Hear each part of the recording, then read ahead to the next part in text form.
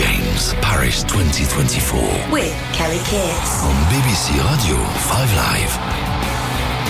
Hello, welcome back to Paris for the first evening action of the Olympics, and Great Britain are already on the medal table.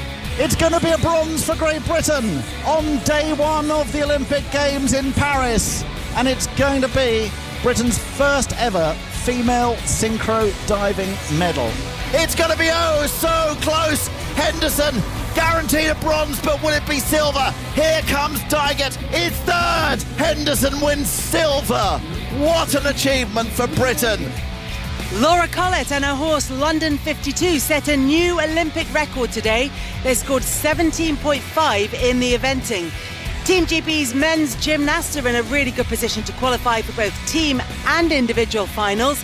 Adam Peaty is back in the pool tonight, and potentially we have the race of the games to come in the women's freestyle. Alistair Bruce Paul. Yes, we're starting with a bit of va-va-voom. Katie Ledecky, defending champion, Ariana Titmus, 17-year-old Summer McIntosh, head-to-head in a blockbuster, and the pressure pops up a notch for Peaty in the semi-finals. We have our first British boxer in the ring later this evening, and the rugby sevens this evening could be spectacular. The gold medal match is between the reigning champions Fiji and the hosts France, but the bronze medal match is already underway. Sarah Orchard is watching. Yes, the Stade de France is already bouncing. Bronze on the line between South Africa and Australia. 3 minutes of the first half still to play. It's 0-0. And we'll keep across the tennis. Maz Faruqi is at Roland Garros. And the rain can't dampen the enthusiasm under the roof here on Philippe Chatrier for the blockbuster pairing from Spain, who have just received a rapturous reception here stepping onto court. But how will Rafael Nadal and Carlos Alcaraz fare in their first ever match together against tough opponents, the 6 seeds from Argentina? We will bring you every Team GB medal, and there might be more this evening, live right here on 5 Live throughout the games. You can also follow the action on the BBC Sport website, on BBC One and on the BBC iPlayer. The Olympic Games, Paris 2024. With Kelly Keats. On BBC Radio 5 Live. Hello, welcome back to 5 Live Sport. I'm at the Baths tonight with some exciting finals to come later this evening. Away from Paris, we're also into the final stages of the third test between England and the West Indies, where we find Daniel Norcross. And West Indies are 9 for 1. They lost a very early wicket in the very first over. Craig Brathwaite was bowled by a beauty from Chris Wokes. He nearly had a second. He nearly had Kyle Louis bowled as well off a thick inside edge. It just narrowly snaked past the leg stump. We've got about another 45 minutes of today's play. It's going to be a very testing 45 minutes for the West Indies. They're 9 for 1, still trailing by 85. Daniel, thank you very much. It's going to be a really busy evening of sport on 5 Live, but the pool's going to be our base for the next few hours. Adam Peaty, as we've been hearing, back in action in his 100 metres breaststroke semi-final. There is an absolutely mouth-watering women's 400 metre freestyle featuring Katie Ledecky. Plus, it's the men's and women's 100 metre freestyle relays, and there's GB interest in both of those. We've got boxing action. Britain's Charley Davison goes in the 54 kilogram round of 32. She takes on Turkish fighter Hatice Akbaş. Plus, we will keep you up to date with the evening's play in the tennis. We're across to everywhere. We're across everything that's happening. You won't miss a thing on 5 Live Sport. But we are at the La Défense Arena for what promises to be a thrilling evening of swimming ahead of us. Alongside me, Olympic bronze medalist Steve Parry. 4-time world champion Karen Pickering is here. Steve, this is really nicely set up for a brilliant evening of swimming. Well, you couldn't ask for a better start from the evening, both from a British point of view and also internationally. So let's get straight to the highlights. 3 chances of medals for Great Britain. Women have got a chance in the 4x100 free. Men have got an even better chance in the same event. And then Adam Peaty, can he get back to his best and become the only second man ever to win an event 3 times at the Olympics? It's absolutely mouth-watering. It is. It's such a great way to get the games underway in the pool. Yeah, it is. And it's good that we've got some finals straight away, obviously, with the 400 races and the relays, as well as the semi-finals. So a great mix for the spectators as well. And obviously the 400 freestyle, while we don't have British interest, such an exciting race with Katie Ledecky, who has been the greatest female swimmer of all time. Better at the 800 and 1500 still to come later in the week. They're her real main events here. But she is in the mix for the 400 freestyle as well, along with the Australian Ariana Titmus and Summer McIntosh, as you mentioned earlier, which is going to be such an exciting race. I don't think you can rule out the New Zealander Erica Fairweather either. So 4 of them into 3 as well. And you were here this morning as well, Steve. So we've had a little bit of swimming action. This is the first evening session and the first medals that are on the board at the moment. How's everybody looking? Yeah, I mean, it was fantastic racing this morning. There's been a few murmurs about the pool, you know, a couple of the swimmers saying, I thought I was going a bit faster than that, and that gets everyone excited because the pool isn't as deep as it usually is. But you know what? No one cares. It's the same for everyone. We got a look at those fat medals, didn't we, this morning, you know, and they are fantastic, and that's all anyone is going to be able to think of. The unique thing about the Olympics is it's not like football or tennis or cricket where it happens every week. It's once every 4 years, and you've got 2 minutes to prove yourself, and you know when that time is, months out, years out, and you have to be ready. And there's so much pressure on these guys. But Adam Peaty said this morning he's never competed in a better arena, and this is special. 50-metre screen behind us, biggest TV screen I've ever seen. I'd like one of them in my house. And it's a shame it's behind us. yeah, actually.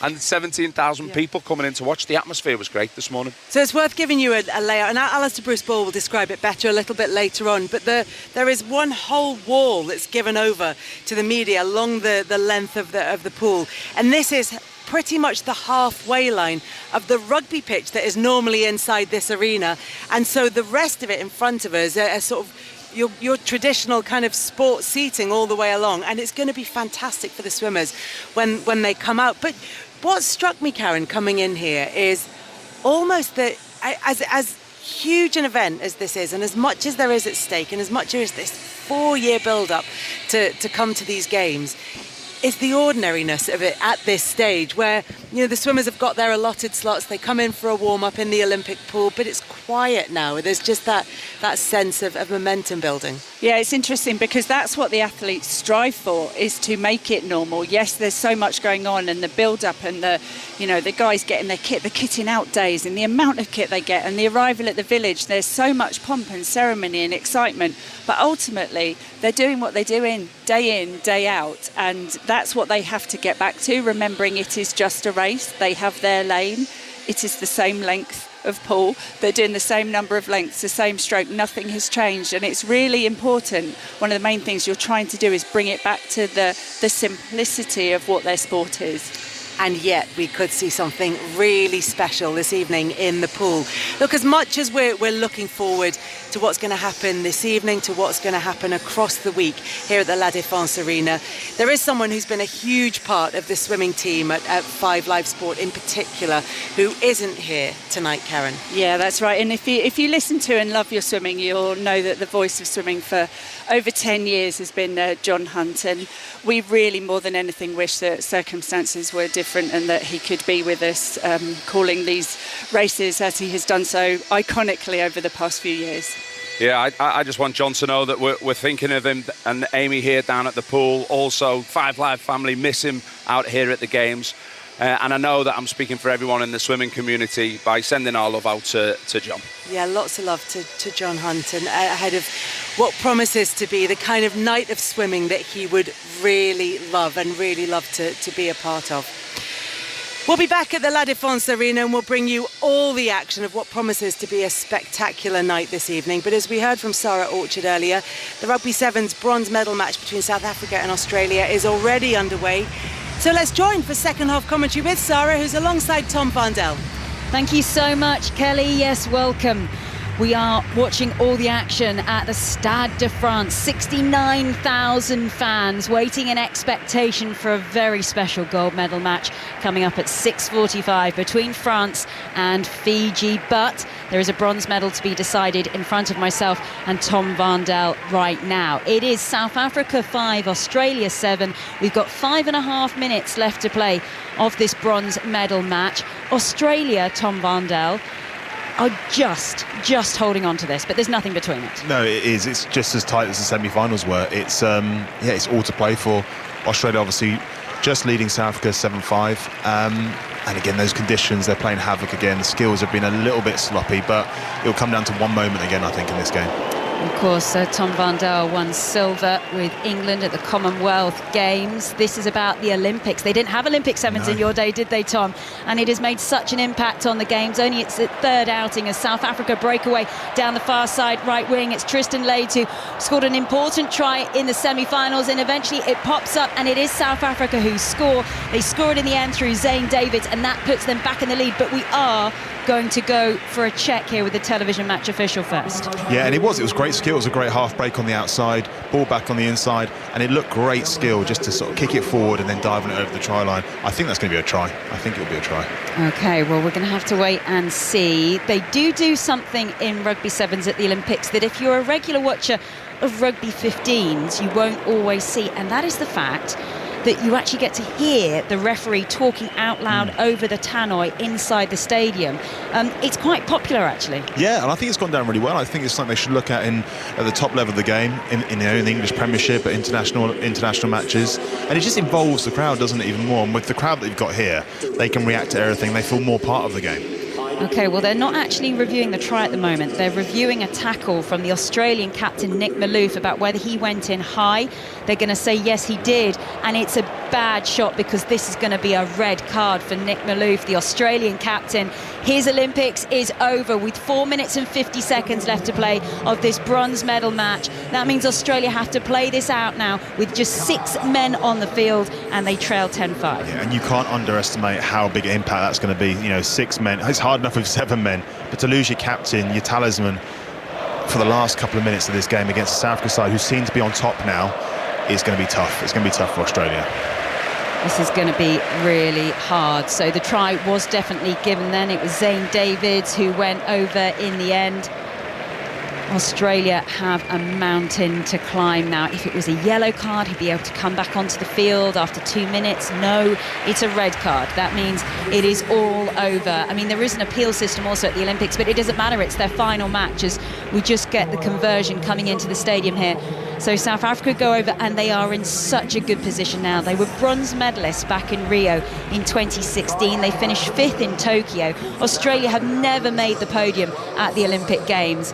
And with South Africa leading now 12 points to 7, 4 minutes to play, it's a big task. Yeah, it is. And you can see Nick Malouf, technically, he's very, very good. And he just got his timing wrong. That comes down to fatigue. It's a lot of running in the last few days for him.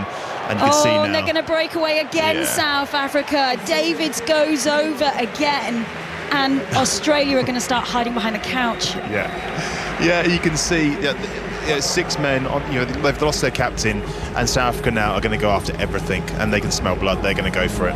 Can you just explain, Tom Van Dale, why 7 scores happened so quickly? It was just moments ago I was saying it's 7-5. It's now 17-7 to South Africa. Scores rack up so quickly. They do. And it takes, like I say, it was one mistake, one missed tackle, and that's a try. Because there's so much more space and so little defenders to go against. If one person makes a mistake, the opposition, it's such a fast game. There's such athletes on this pitch, and they can turn into defence, into attack so quickly. Well, that has been converted by South Africa. It's not a kick conversion like you would see in 15s rugby. It's a drop kick, so it's taken quicker, and everything about rugby sevens is about being quicker. It's now 19-7 to South Africa as they just make a change. We can see Soiwe Wapi comes onto the field as we get ready for the captain to get us back underway. That's Selvin Davids. There's 2 Davids out there. Selvin Davids now, I mean, he's been on the circuit for a while. Did you play against him? Yeah, played against him. Unbelievable player. And Speckman as well. 2 guys that have been around for, must nearly be 10, 15 years, it feels like. A long time. And they are 2 very, very talented players. OK, South Africa 19, Australia 7. You're listening to Rugby Sevens here on 5 Live, coming to you from the Paris Olympics as Australia have the ball at the moment. Corey Toole, he's just done a little bit of footwork to get the ball away there to Patterson, but this is going to be tough for the Australians, playing with 6 men on the field after that red card to their captain. All the excitement and the build-up will be looking ahead to that France-Fiji match coming up a little bit later. I mean, that's just so enticing right now, so exciting as there's a breakaway now for Australia. If they get this, it could make the last few minutes. What a take by Australia! Corey Toole has just given Australia a flicker of hope. Out of absolutely nothing, he scooped the ball off the floor to score, and that puts them back in contention, Tom van Dal. What a try, and that just comes down to individual brilliance there, determination, and that's the way Australia got to play. They've got to chuck it out South Africa now. They've got to go for every single opportunity, and that is the perfect way to respond to those last 2 tries from South Africa. Okay, so they need the conversion here, Australia, to make this a 5-point game. Really important that they get this here. There's about a minute and a half on the clock as it just disappears in the stadium. We see the conversion go through. Okay, we do have a bronze medal game on here. It is South Africa 19, Australia 14. So there's a minute and 15 seconds on the clock here. Australia need to score a try to equal. Then we would go to golden point if the clock is gone. If they convert it, they take the bronze medal. We thought that South Africa were home and hose. Oh, and South Africa have knocked on the ball at the restart. Remember, Australia, they're only playing with 6 men on the field. Incredible stuff. They will all be heroes if they achieve this. It could be a trying opportunity here. It's Australia who go over in the corner. What a score by Henry Patterson.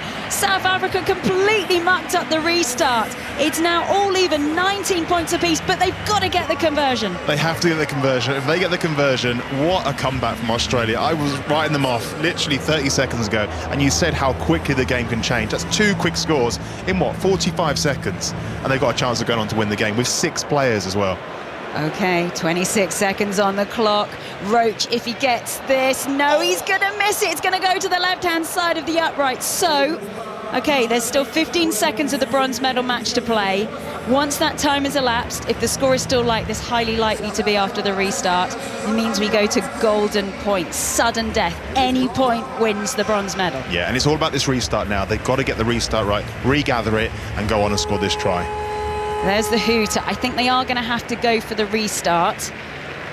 Yes, they will. So it's Australia. They had a wonderful restart. South Africa mucked it up the last time. A really high lingering ball. It's still got to go 10. It does just. Brilliant restart by Australia, but somehow South Africa managed to snaffle the ball back. It's in the hands then of Van Wyk. They managed to get it back to Oosthuizen. He flies out towards the far side. Remember, Australia playing with 6. What a handoff comes in by Grobler out on the right wing as he powers his way forward. South Africa 19, Australia 19 in the bronze medal match of the Paris Olympic Games. The clock is gone. The next time the ball goes down, we head into sudden death unless someone scores now. Here's the breakaway. Oh, it's going to be only one man who's going to go over. It's the captain. He has won it for South Africa. Salvin Davids is going to go over. Oh, he's given the ball as well to his teammate Sean Williams. What a man. It's Williams who will touch down. And that is the winning moment for South Africa. The clock was gone. There'll be no golden point. South Africa will be bronze medalists in the Olympic Sevens. Yeah, what a finish. What a finish. And if that's the curtain raiser for the final, what a final we've got. But fair play to South Africa. And you've got to look at Australia. They were out on their feet. 6 men on the pitch. That's tough for Australia, though, isn't it? That is so tough.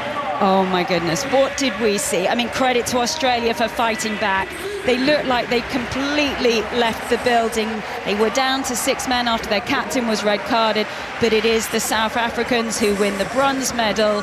They've won this 26 points to 19, and you have to say, as exciting as this has been, Tom van Dal, it's all about France against Fiji and that gold medal. Yeah, and I can't wait for it. I can't wait for it. The skill we've seen on show today, well, over the last few days, has been incredible. But to see France against Fiji in the final of the Olympics, it doesn't get any better than that. Okay, 6:45. Mark your card for that. And Kelly, I know you're in the La Défense Arena. Worth saying, when it's in rugby mode, there is a bar that comes out onto the pitch at full time. I don't know if they have that for the swimming for you. A bar, as in a bar that serves alcohol? Yes. Or like a yes, well, but they roll it out onto the pitch after the game because it's an artificial service. Yes. So all the crowd can go down onto the pitch afterwards and order a drink. Right, well, a pool bar sounds like the absolute perfect situation. That's exactly what we need here in the La Défense Arena. Maybe after the final lot of swimming at the end of the week, we might be able to do something with that. But look, you, Sarah and Tom, you've got the most incredible match to come. I mean, as you say, This has been a great warm-up between South Africa and Australia, an incredible finish. But when you've got the reigning champions against the hosts, when you've got Fiji and France to come, when you've got that partisan crowd who are just desperate to set eyes again on Antoine Dupont, it's just going to be fantastic. Yeah, it really is. It really is. I mean, the atmosphere, I've been blown away just watching it here. It's just incredible. And I don't think you could have asked for a better matchup for a final. And obviously Dupont is going to have the crowd behind him. The whole French team will have the crowd behind him. But Fiji, they are special. They are a special team. And they've been here, they've done it before on 2 separate occasions. Tom and Sarah, for now, thank you very much. We'll hear more from you a little bit later on. I'll get on it with the bar and see if I can sort something out for the end of this week of swimming here at the La Défense Arena. Meanwhile, there's cricket going on in Edgbaston. It's England against the West Indies. Daniel Norcross. Well, we've had another wicket. Kirk Mackenzie, the man to go, feathering a little edge through to Jamie Smith off the bowling of his Surrey teammate Gus Atkinson. He's gone for 8. The West Indies 23 for 2. That lead is now just 71. Mark Ramprakash alongside me. It's a good bit of bowling from Atkinson. His 21st wicket, and he's only his 3rd Test match. Yeah, it was a high-class delivery. Just speaking to Stephen Finn, who said it was an aggressive wobble seam delivery, which is very technical for a simple batsman like myself. But I think what it means is that just slight variations, subtle variations in grip and seam position. England have got this ball to dart around off the seam, even though the sun is out, the pitch looks very good for batting, but the seam is hard and proud on that new ball. And England have bowled an immaculate line and length. It's been relentless from Wokes and Atkinson, and they've got their rewards. Mikael Lewis living a child life as well, dropped by Stokes at mid-off, as well as a little inside edge that nearly crashed back onto his leg stump. Wokes could have had a 2nd wicket there. We still haven't seen Mark Wood, but with about 25 minutes to go, I'm pretty sure he'll be in the attack. It's been hard for the West Indies. Once Senses, it might remain hard for the next 25 minutes or so. They're 23 for 2, still 71 runs behind. Daniel and Mark, thank you very much. Back to Olympic action at Roland Garros. Maz Faruqi is watching the glamour pairing in the men's doubles. Yeah, for all their pedigree individually, though, Alcaraz Nadal as a double at Kelly was a bit of an unknown quantity, wasn't it? They've never played together before ahead of this match in the first round here in the doubles at Roland Garros at the Olympics, and they are facing opponents who have reached Grand Slam quarterfinals together on 4 occasions and are ranked the 6th seeds here in Paris as a result, in Argentina's Maximo Gonzalez and Andres Molteni. And they broke the Alcaraz serve in the very first game of the match. There were gasps of shock from some sections of the Philippe Chatrier crowd when they dropped that game. Surprisingly, it is packed. Unsurprisingly, it is packed in here tonight. But the Spanish pair responding immediately, breaking back straight away, and Nadal is just fist pumped because he served out his first service game. So Spain 2 games to 1 up in the early stages of this first set here. Maz, I know we've talked about this before, about trying to kind of plan where we're going to go at different stages of the Olympics, because Jonathan Overend was talking about this earlier. We're so privileged to have these passes that allow us to see so much of the sport. And one of the things that people will be looking forward to in the tennis is being able to see Andy Murray, because he's about to bring the curtain down on his competitive tennis career. How soon do you get the kind of the order of play for the tennis at Roland Garros? What's the schedule on kind of working out who's playing when? Because it's been disturbed by the weather as well, hasn't it? Yeah, we've had no play at all on the outside courts today, Kelly, which does bring up a challenge, because like Carlos Alcaraz, in fact, obviously playing in the doubles now, but earlier played under the roof on Longley in the singles and was able to win that match. So there's challenges of trying to schedule players who perhaps still have got a first round match to play and then are going to be playing doubles as well, which is why I think maybe the organisers are having a look at that order of play. We do expect Andy Murray perhaps to be in the doubles tomorrow, but I'll go and double check and see if I can find out anything for you. Yeah, nothing on the official website so far, but we'll keep on it, Maz, and we'll try and make our plans for that one. For now, thank you very much, and we'll hear more from Maz Faruqi throughout the evening as well. On to the boxing now, though, and Charley Davison is the first British fighter in action at these games later this evening. She's the only member of GB's boxing contingent to have competed at a previous Olympic Games. She missed out on a medal, though, and went out in the second round. And Steve Bunce asked her if the Tokyo Games came round a bit too fast. Looking back now, it was all rushed. I never got to enjoy it because I was sort of fast-tracked because I had to be. Like you say, I come on the team, I had my assessment, I then got picked to go to the Olympic qualifiers. Forever grateful. Honestly, that's what it was like. It was like, boom, I was there. The experience is what I needed. Yeah, it was all fast-tracked. Wasn't able to enjoy it, but this time I'm soaking up every single second, and honestly, I can't wait to perform. Because literally last time when we were getting ready for the Olympics, you're still trying to work out childcare. You've got 3 kids under 10, you're trying to do this. Whereas now it doesn't get. They've got latchkeys. They can come in and make their own food. They're all adults nearly now. That's it. Kind of. A lot better ages now. 12, 10 and 8. Like you say, the last Olympics, they were babies, so they're treated like babies. But now they're more mature. The older 2 are coming out to watch me in Paris. So. Oh, is that right? Yeah. Oh, that's good. Yeah. So I can't wait, and to have them in the crowd and them cheering is just going to be phenomenal. Are you looking forward to it? Are you looking forward to being an Olympic GB boxer again? Yeah. And this time getting close to a medal or getting to a medal. Are you looking forward to it, Charlie? Honestly, I can't tell you how much I think about this every night I go to sleep, every day I wake up, every run I do, every session. No matter what I'm doing, I'm always thinking, that always comes to my mind. I'm competing again at my second Olympics, Paris Olympics, and it feels like it's at home because it's so close. Yeah, of course. The children come to watch, like I say, my family, my coaches. It's just, honestly, I'm so excited. I just can't wait. And it's, I don't know, it's like a kid at Christmas, but more excited than that, and I'm buzzing. Charley Davison was talking to Steve Bunce, who joins us now. Buncey, I know you have that effect on people, but she sounded like she was in a really good place, like she's very upbeat heading into the games. Absolutely, her spirits were nothing to do with me lifting her up, although I do have a reputation for lifting people up. She's there because she fancies it this time. It's an expression we use. Last time she was rushed, she'd come back from 7 or 8 years out. She'd gained loads of weight, she'd had 3 children. Back in 2011, she was a European youth champion. Then came the love affair, then came the kids, then came the 7 years out. Now she's back, second Olympics. Not only is she the only member of the GB squad here of 6 to have been in the previous Olympics, she's the only one of the 11 that went to Tokyo who didn't turn professional. But, Kelly, I've got to warn you, as upbeat as I am and as upbeat as Charlie is, tonight she faces the world champion who's only 22 years of age. It's a tough one. Yeah, so what does she have to do, Buncey? What are the kind of challenges she's going to come up against, and how does she deal with them? Well, Galawia Fai won a gold medal in Tokyo against the odds. He won 5 times, and every one of those fights he might have even started as an underdog. He gave me a clue, and I know he's been up to the GB Centre to talk to Charlie and the other 5 members of the team. And it's quite simple. You fight, every round like it's your last round, like it's your last fight. It's no good getting knocked out in the first round when you've got 4 more rounds to go and getting out of the ring without any cuts, without any bruises, and with all your energy. You've got to give it absolutely everything from the start. Charlie's been at the Olympics. She won a contest, then she lost. And she lost because she didn't completely commit. I think we'll see a different Charlie here today. This will be the first GB boxer in the ring and the first upset. Well, it could well be, and that you said she's got to fight as though it's her last fight of these games, but she made no secret of the fact that gold is her ambition here. Will we have a better idea of whether that's a realistic aim after tonight's fight? I think I'll have a good idea after about 30 seconds, if you want my honest opinion. No, I really mean that. Yeah. If she lets Akbas, who's a really smart mover, start to use the ring and move around, then it's not looking good. But if she gets, it's another boxing expression, it's an odd one. If she gets hold of Akbas early and pressures her and shows no fear and pushes her back, and the crowd get behind her a little bit, Charlie, because I've seen lots of people wearing Charlie's Army t-shirts, and they get behind her. She's got 2 of her 3 kids here. She can hear them screaming for her. She's known as the boxing mum. Then it's all bets are off. She gets through this round, she beats the Australian in the next round, then she fights for a medal, then she gets the semi-final, then she gets the final. It's a fairy tale land we're in, for God's sake. Let me have a little bit of a love affair.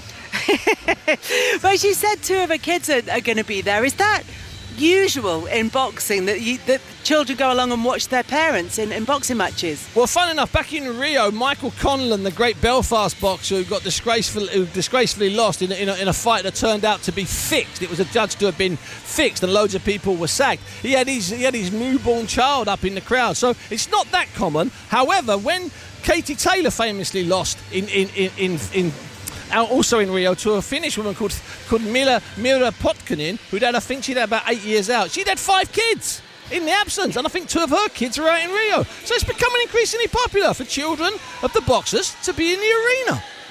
Going to be fantastic to watch it, along with two of her children, and you'll be there watching it as well, Bunty, and you'll bring us all the details from Charley Davison, who gets her Olympics underway this evening. Bunty will keep us across all of that. Our base, though, is the La Défense Arena, and we're here for a great night of swimming. Already been some action in the morning session. Adam Peaty qualified second fastest for the 100-metre breaststroke semi-finals. That one gets underway just about 8 o'clock tonight. After the heats, he spoke to Sharon Davis. So we're looking at the green room and it all looked very tense, and then there was that wonderful little smile just before you started. You looked very confident on the block. Yeah, I mean, that's what I do it for, And unfortunately, you have to wait a very long time to get that. And, this arena is just absolutely incredible. To have my son in this crowd as well. But again, it's just the heat, so previous Olympic Games, you go out there trying to prove something, but if anything now, it's just the opposite. It's a very patient game we've got to play now. So you think that? I mean, because I would say that with each Olympic Games, there's just a little bit more pressure and a little bit more expectation. You've had such a sort of strange build-up to this, but you're in form and you're looking good. Yeah, I mean, again, it's not where you're placed. It's about getting out there. Obviously you want to make the semi-final in a good lane, which we have. Not much more really to report. Were you surprised that it wasn't a little bit quicker? I mean, I'd like to have gone in the 8s, but again, I kind of meant across the board, really. I mean, yeah. I mean, it's very surprising that it's towards the 59s. But maybe everyone's playing the same game. We'll know tomorrow night. Yeah, absolutely. I mean, it's a big, tall order for you to get 3 golds. It's only Michael Phelps that have done that in the men. You looked like you could do it. I mean, would that really be the icing on the cake for you? Yeah, absolutely. But again, I can't think about an outcome. I've got to think about the process, keeping my head down, getting the job done, bit of recovery, and see what we can do tonight. That was Adam Peaty talking to Sharon Davis. Karen Pickering and Steve Parry are here at the poolside with me. And Steve, you were here, So I didn't. I thought you were further away, and I just turned around and you were right next to me. 2 spots away. Hello. Yeah, hello. You were watching him swim this morning. When he saw that he was on the big screen, he sort of smiled and raised his finger and looked very satisfied with his swim. Sharon just asked him, are you surprised that it wasn't a bit faster across the board? What did you make of all of that?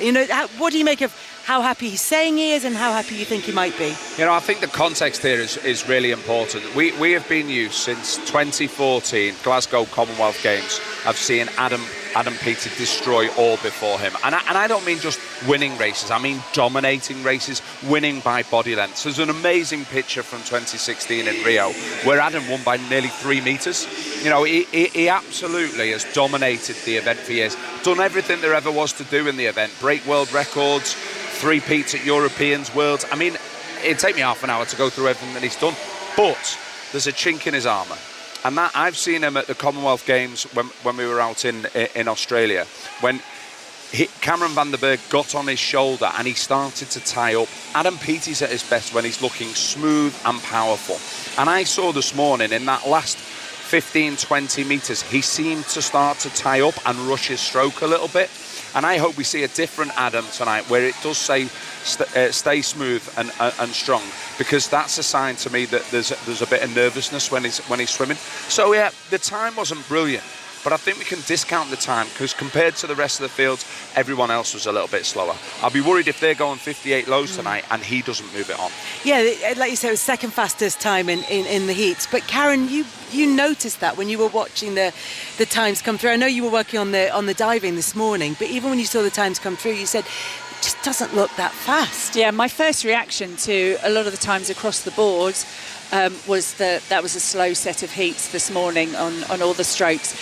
And it's interesting, sometimes it can be the swimmers just playing a little bit safe, but normally on the first day of heats the swimmers don't hold back as much. I mean, some of the more experienced ones maybe, but they like to come out and push it a bit because they don't quite know. It's the first race. You've had your taper period where you cut down your training, so you're rested and you want to be bouncing off the walls.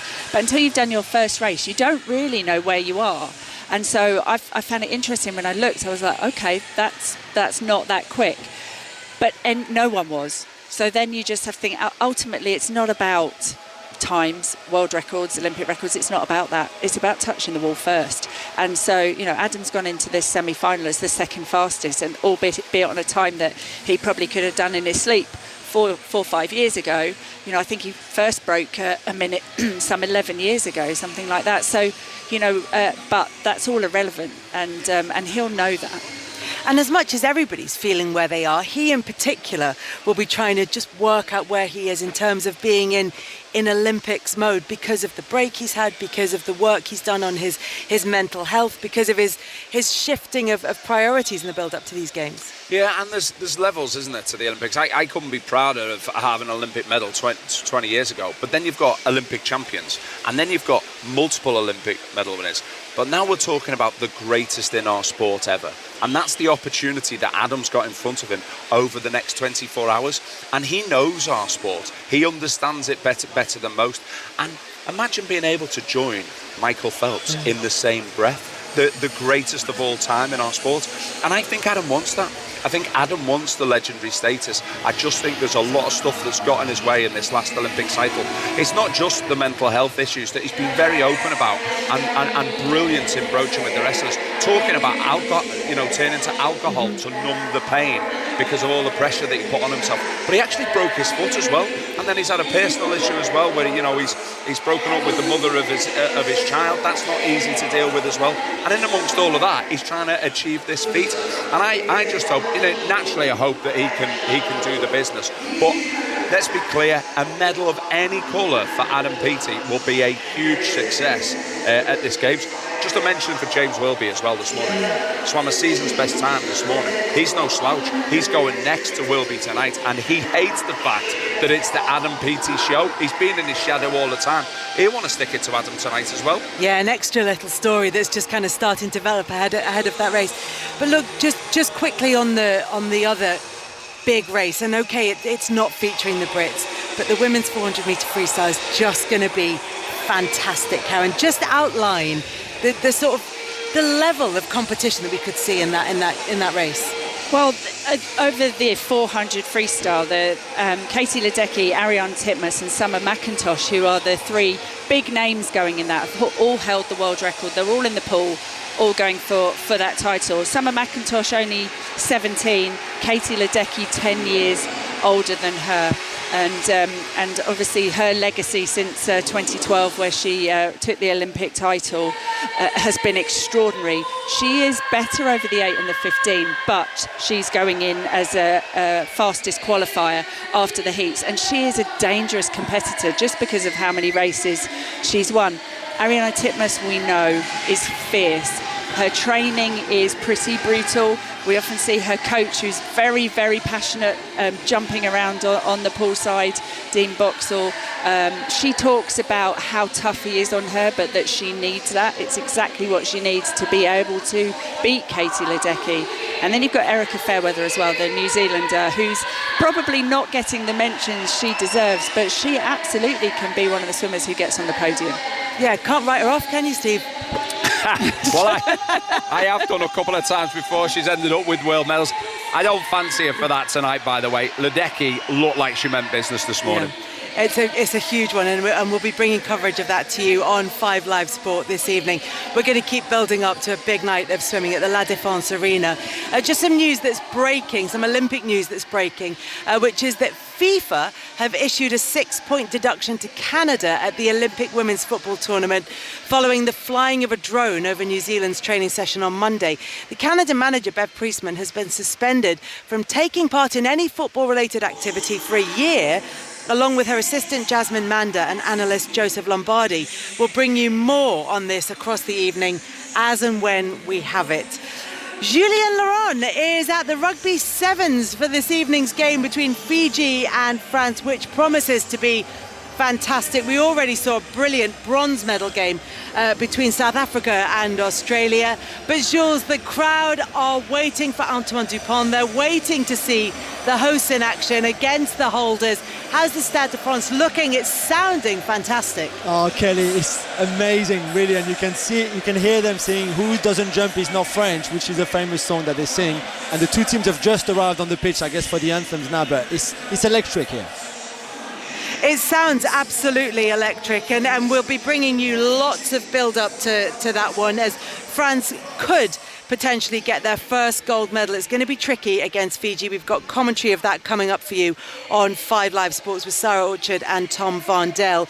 In the meantime, we're going to check in on the tennis with Maz Faruqi. And it's been a decent start after a bit of a wobbly opening few minutes in this match for the Spanish pairing, the blockbuster pairing of Carlos Alcaraz and Rafael Nadal. They are leading by 4-3 against Argentina's Maximo Gonzalez and Andres Molteni, the 6 seeds from Argentina, who, unlike Rafa Nadal and Carlos Alcaraz, have played together for a number of years. They've reached, remember, 4 Grand Slam quarterfinals, so they really know each other's game inside and out. And watching the early stages of this match, you can really see as Nadal and Alcaraz really try to find each other's footing, find each other's feet, get used to playing with each other together on the court. But it is starting to come together for them, and every time they win a point, they celebrate with that vamos, with that fist pump.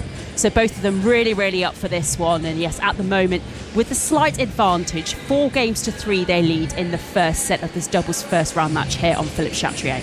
And Maz, as you explained earlier, it's been a disrupted day of tennis, but what's happened so far in the singles?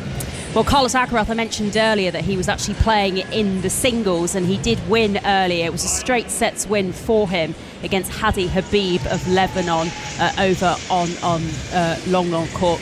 He dropped just 4 games in that match, but the really impressive performance, if you like, of the day came here on Chatrier, and real contrast, as I was saying earlier, in terms of what he did in the Wimbledon final against Carlos Alcaraz. Novak Djokovic dropping just 1 game in his first round match and looking really good, looking really focused, great movement, still with that strapping on his right knee after that recent knee surgery, but looking in a really positive place as he really tries to complete the Golden Career Slam, Olympic gold, of course, the one title that Novak Djokovic just hasn't managed to win yet in his career. Thank you very much for that, Maz Faruqi, across everything that's happening at Roland Garros. It's day 2 of the 3rd test between England and the West Indies. Daniel Norcross is watching. 29 for 2, and I've no idea how England haven't taken the wicket of Mikael Louis. He is living a charmed life. He was very nearly LBW just a couple of balls ago. The ball was shown to be clipping leg stump, bit more than clipping really, a good chunk of the ball, but the umpire on field did not give it out. England referred it. They'll keep that referral because it was shown that the ball would have hit the stumps, but not enough of the stumps. It's a ridiculous game, cricket. He's now played and missed a couple of times, and somehow he's still there. The West Indies 29 for 2. We've just got a short 5 or so minutes to go until the close. Might get another over, maybe 2 in. Thank you, Daniel. Back to the Stade de France. Julien Laurent, who's been soaking up the atmosphere at the Stade de France. We're on the verge, potentially, of seeing France win their first gold medal. And that's the kind of moment, Jules, that can really spark a games into life for the host nation. Absolutely. We've had 2 medals already in judo. As we know, judo is one of the biggest medal providers of the French team. Silver and bronze. And this with Dupont here at the Stade de France, where obviously France won the World Cup in 1998. This will be the kind of equivalent for Rugby 7 against the team that I guess in terms of Rugby 7 is the equivalent to Brazilian football in this Fiji team. Incredible anthems, both set of players, very emotional too, so it's going to be epic. We're going to see here at the La Défense Arena tomorrow Léon Marchand, who could potentially be the face of the games for France, but Antoine Dupont with great claim to that, and he's going to be in action very shortly. Jules, thank you very much for joining us. Just moments to go then until that gold medal match between reigning champions Fiji and the host France. Full commentary, Commonwealth silver medalist and former Sevens Olympian Tom Varndell is alongside Sarah Orchard. Thank you so much, Kelly. Here we go. The roller coaster barriers are down, and we are underway then in this gold medal match between France and Fiji. I thought the anthems are coming up like imminently, so I was quite... It's France 0, Fiji 0. And we are just 1 minute into this so far, and the ball has been knocked on early here on 5 Live by France as they were trying to regather from the kickoff, and it's gone backwards. So it's still going to be a Fiji ball, but it's still in a very nice position if you are supporting France, who are looking for destiny here. What they want is for the host nation to deliver the first gold medal. Tom Vandel. Huge amount of expectation, isn't there, on this French side? You could feel the passion, both teams in the national anthems. You got the Fiji players in tears, absolutely singing their heart out, and you can see how much it means to them. But the French, they look very, very focused, very ready for this big game. 69,000 are packed into the Stade de France to watch this one. It has been a wonderful occasion for Rugby Sevens to be on such a stage like this as Ravitumanda breaks away for Fiji early on in this gold medal match. Both of these teams, of course, guaranteed medals, but there's only one colour both of them want. Fiji push out towards the right-hand side of the pitch. Sevens happens very quickly. You've got to keep up. That's a huge, big handoff coming in. It will be Fiji who score first then in this gold medal match. It's Talaolo who goes over, the 27-year-old, and Fiji are the ones closest to gold with 5 minutes of the first half still to play. Yeah, and that's Fiji at their absolute best, isn't it? Their offloading game, the speed, they can literally just switch from defence into attack. It was just incredible. And they can, it's almost like they're telepathic. They know where each player is, the offloading, they don't even look sometimes, and it's just their absolute speed and power. And this is it. Although France have had an incredible sevens season, they won their first ever series title back in LA at the start of the year. They won the grand final in Madrid just in June.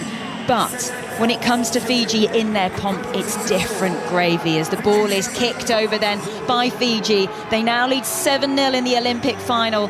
Let's not forget, they have never lost a game at the Olympics. Yeah, and they're looking pretty strong at the moment, but France have to learn from that. They can't give Fiji any opportunities. They have to bring that line speed in defence and shut them down early. If they give them too much time on the ball, Fiji will punish them. Now, Fiji are normally the darlings on the Rugby Sevens circuit, but because this is, of course, an Olympics in Paris, the French crowd, they only want one thing. So the booing is certainly for the Fiji players who are just trying to slow down things from the restart there. If anyone's wondering why we're not talking about Antoine Dupont, who's been the star of this French side, he's not on the pitch at the moment. He's on the bench. Is he going to come on and make an impact? We're going to have to wait and see. We will see him, but it's not yet. France with the ball, but they're deep inside of their own half at the moment. Big pass looping out wide to Zadar.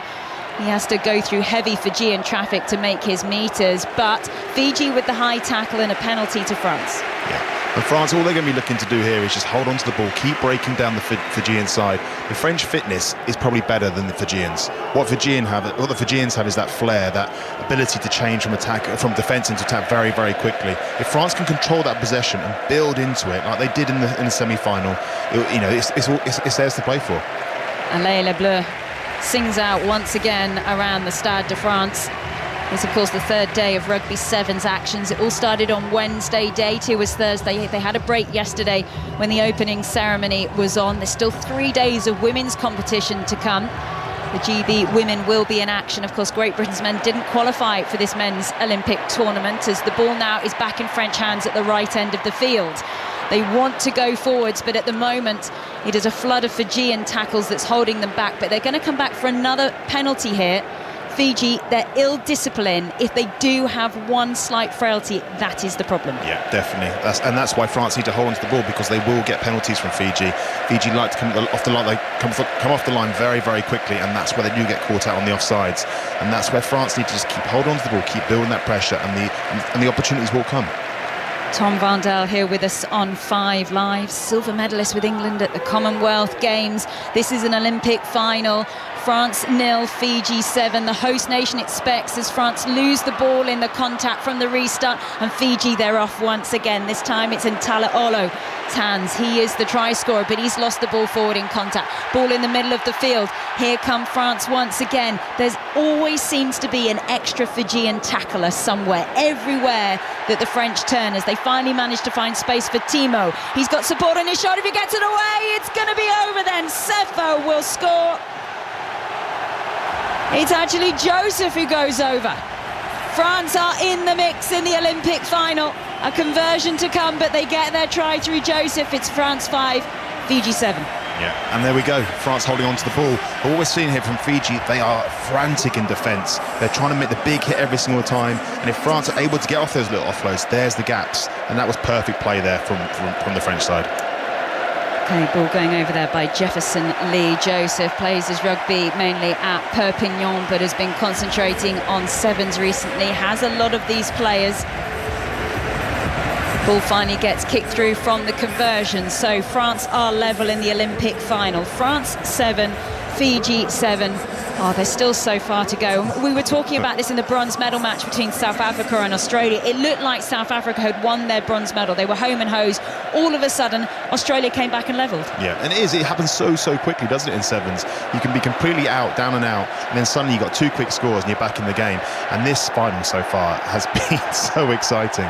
Well, you can hear how badly the French crowd want this, and the rucking going on by France. We've got a penalty advantage now for the Fijians.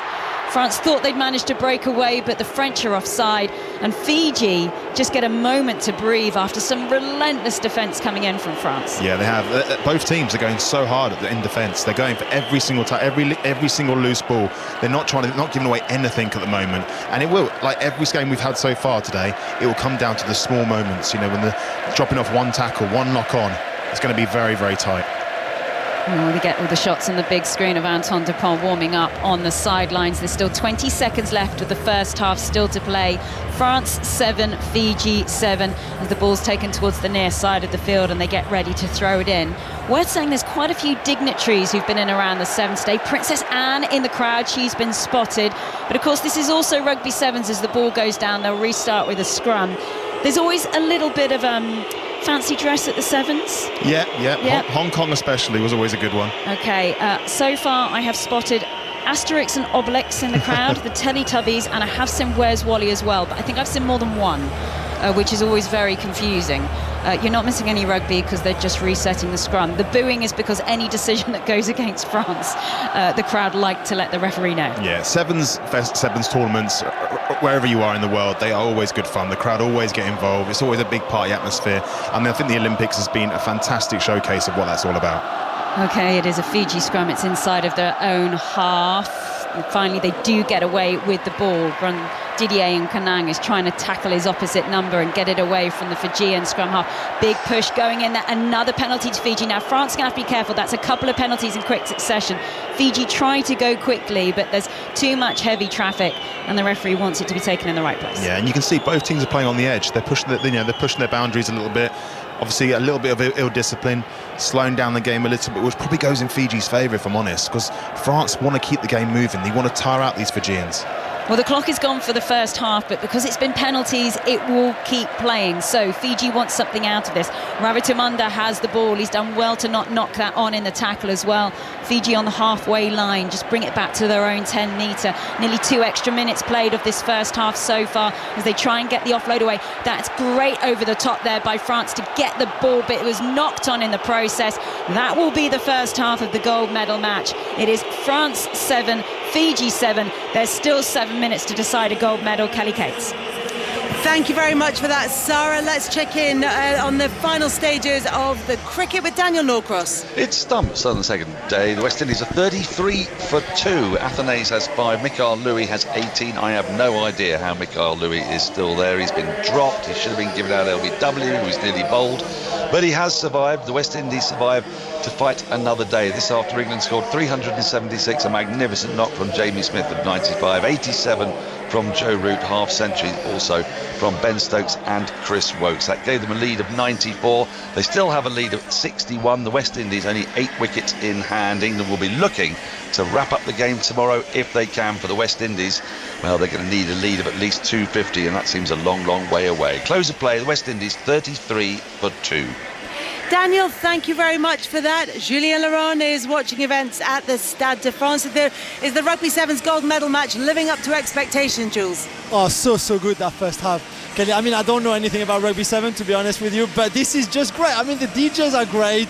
The atmosphere is amazing, and this first half was great. Andy Timo for the French, who grew up not far from here, is a Paris-born and bred player. Amazing with that break, making that first try for the French to come back into it. It's just amazing. But Jules, that's the point, isn't it? That people are introduced to sports that they might not necessarily go and watch, and they have that sort of local interest, they have that national interest, and they can really get behind it. Completely, and that's the beauty of the Olympic Games. That's what we've been saying for the last few days, haven't we? This is the occasion, and it will never come back to Paris in those people's lifetime. So this is now or never. Whatever sports you want to go to, you have to go. If it's the one that you love, great. If it's one that you're discovering, it's even better probably, and especially when France are doing so well as in this tournament. Julien Laurent, thank you very much. There's more to come with Tom Vandel and Sarah Orchard. Thanks, Kelly. 7 minutes to decide a gold medal. Is this going to be France's first gold medal of their Olympic Games?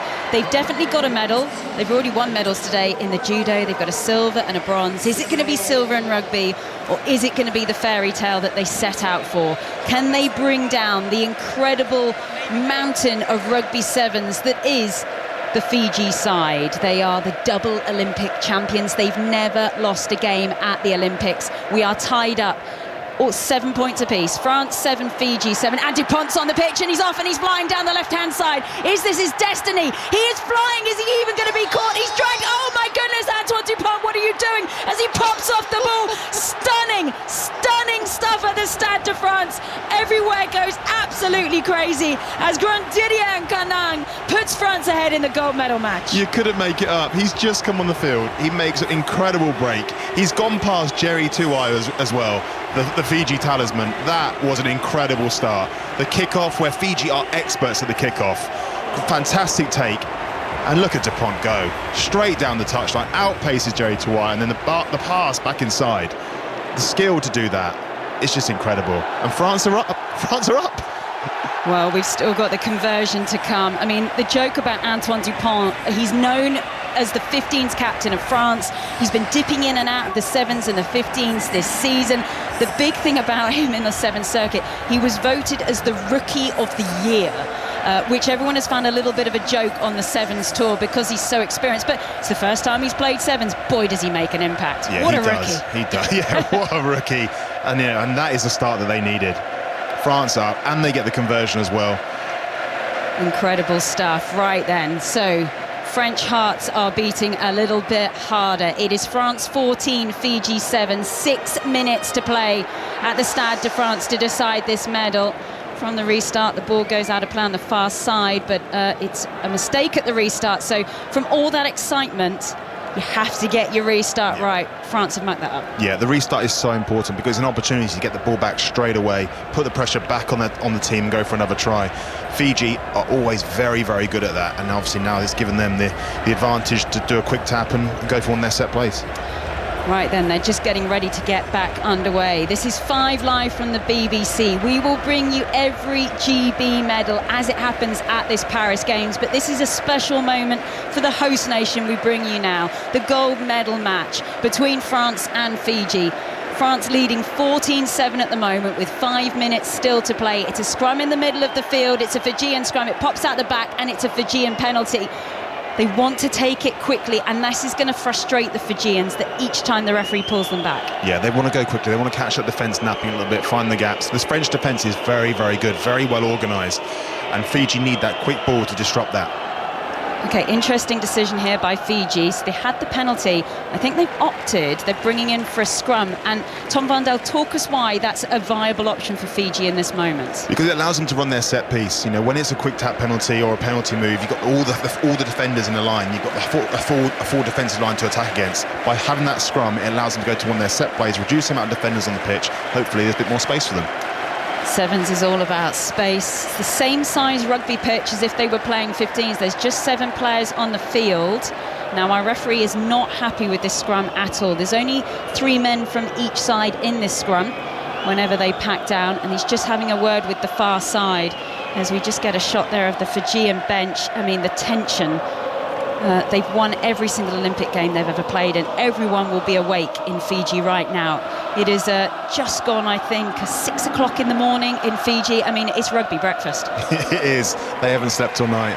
They're there drinking their kava, and they've been drinking their kava for the last 12 hours, I think. So, yeah, it's such big pressure on the Fijians because they know at home how much this means to the country. Huge expectation as Fiji, they just knocked on the ball there. They finally managed to get it out the scrum, and they were trying to break away down the right. But in the end, it was their try scorer, Tala Olo, who lost it forward in the contact. And it's a French scrum. It's still at the wrong end of the field, though, so we have to really state that a lot of these knockout games have been played in terrible conditions. It's no difference now, and the rain is just teeming down at the Stade de France, so we have seen a lot of knock-ons. Yeah, there has, and obviously the pressure is on. And you know, these little drop balls that probably wouldn't happen when the pressure wasn't as high are going to happen now. And like I said before, that French defence is coming up so quickly, and that's all they're going to try and do now. They will be rushing these Fijians, cutting down their time on the ball, and hopefully forcing more and more errors. Well, the DJ has been playing out the bangers here in the Stade de France all afternoon, but imagine what will happen if France hold on to this scoreline. They lead 14 points to 7 in the Olympic final in the Stade de France as they then break away once again. Dupont with the pass away out wide to Joseph. He's already got one try so far in the final. Can he get another as Dupont does what Dupont does and tries to muscle his way forward? He's dragged out of play on the far side, but he's got a penalty and he's gone again. Fiji need to be awake to this man who believes that he can do something special for this French team. Big pass out wide for France. There's no one there for Fiji. They've got numbers, France. They try and track back inside just to keep punching holes. Fiji are defending for anything now. 3 minutes to go. France 14, Fiji 7. The gold medal to be decided live here on 5 Live, your home of the Olympics. France just pushed back slightly over the 22. Dupont again. He's so physical for one so small. Still France ball into the 22. Joseph goes again. He's got good support there, unable to get the ball away. But here we go for France. Not quite there just yet. They're pushing, they want it, they want the line so badly. They're just there, they're almost over. They know they have to be careful because if they take it over and it's not quite there, it comes back. Cross-field kick, it's a drop goal in the Olympic final. But they'd already blown the whistle, they'll bring it back, it's a French penalty. You don't see that often. No, I know. But Dupont, you just got to admire his work rate. He's there all the time for the offload, slows down the ball, drags in the Fijian defence. And like you mentioned, he's so strong. He just keeps that ball alive, just buys his teammates time just to get around it again. But he's involved in everything. Well, Antoine Dupont said he was absolutely distraught after France went out of the 15s World Cup in this very stadium against South Africa at the quarter-final stage in 2023. He said he wanted to come in, he wanted to finish the job, he wanted to deliver.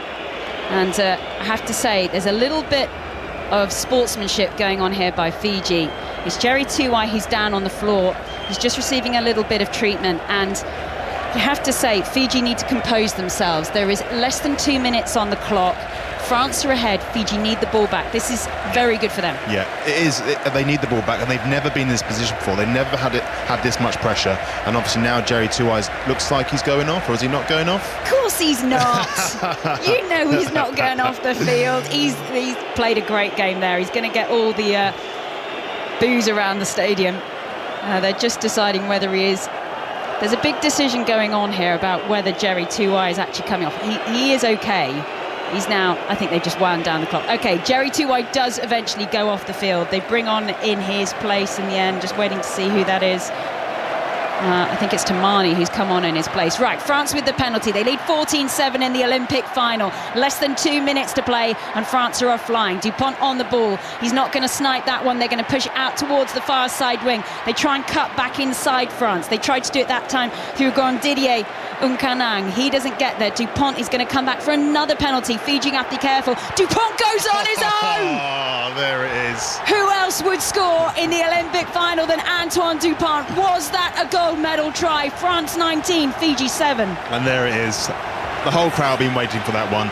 Dupont going over, and he's come on and he's just lifted this French side.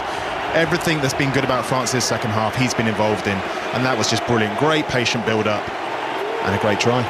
That was a classic Dupont try. If you watch him play 15s, he is sneaky, he is cheeky, and he takes those gaps like no one else. He does. He's phenomenal. And, you know, he is regarded as the best player in the world, but he's switched to 7s, and he's just fitted in so well. And it suits him down to the ground. His strength, his skill set, his speed around the park, it's just brilliant. OK, there is a minute on the clock. Now, we thought when it was the bronze medal match it was all over at this point, so I'm very nervous to say, but this is a very good position for France with 51 seconds on the clock. They lead 21 points to 7. Is this going to be the first gold for the host nation? They've got the restart. They've got to get this right. They need to concentrate. It does just go 10, and they gather the ball. Oh, Fiji almost still. It ends up in the hands in the end then of Barak. France have the ball. They just need to hold on to it. And it's Dupont who's off once again. What has he done to this nation? This nation that wanted the Olympics. They want gold. Is he going to deliver here? Live on 5 Live. It's another penalty to France. There's not going to be enough time for Fiji to come back. They are the 2-time Olympic champions, but only for the next 20 seconds, because you know what's coming.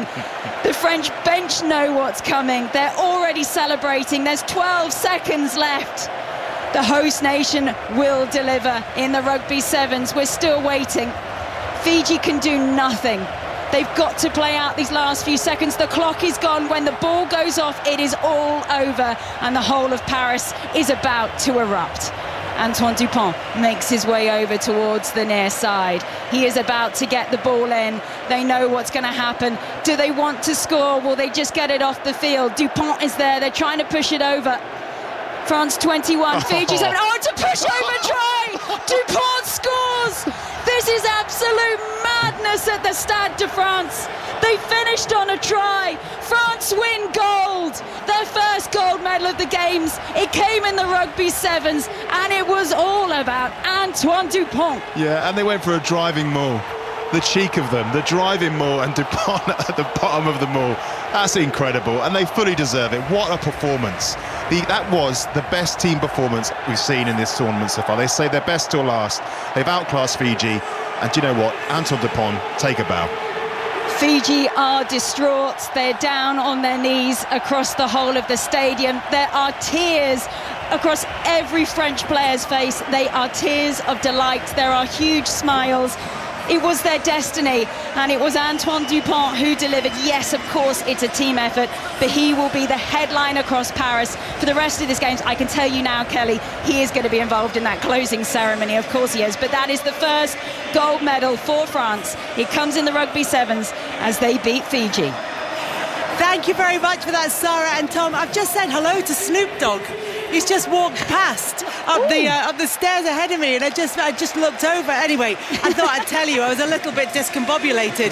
What a night, though, for France. It is not, obviously, about my meeting with Snoop Dogg. It's all about that golden evening in Paris at the Stade de France. Julien Laurent, you were there. Oh, incredible, Kelly. I will never forget this. Antoine Dupont, the guys mentioned it in commentary, and what a genius. We knew that he was already the best player at 15, but for him to switch sports really in a way and come here at 7 and just do what he did tonight as an impact sub, if you want, because he obviously came on at half time and have that impact in the second half. And Sarah said it, when we will see him, will he have an impact on the game? And boy, did he just do that. Incredible. And the atmosphere, the buzz that the stadium has, 80,000 fans here, most of them French obviously, to share this day with Dupont and all these players. It's just incredible.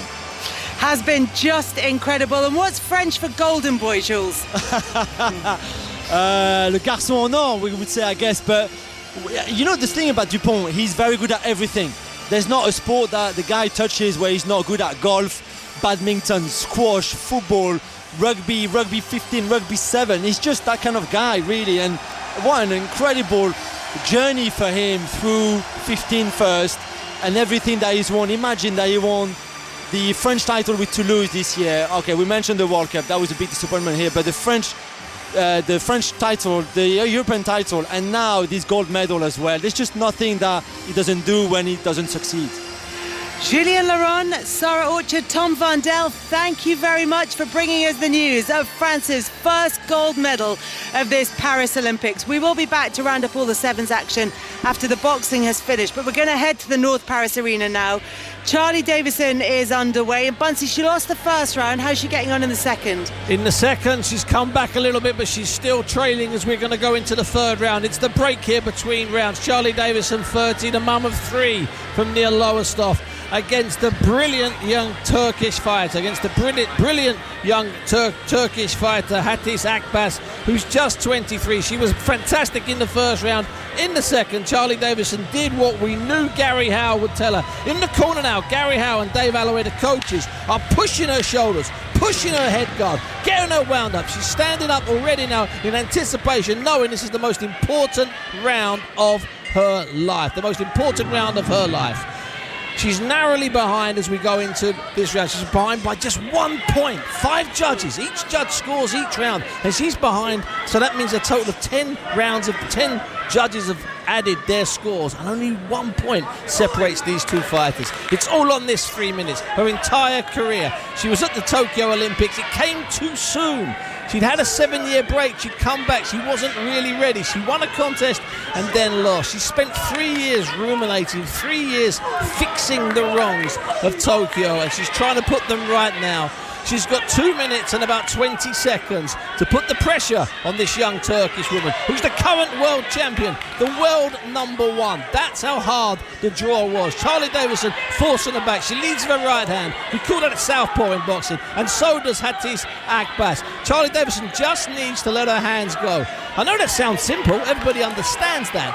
But this is a big Olympic ring, 22-foot square, a massive lump of blue canvas with that Paris 2024 logo on it.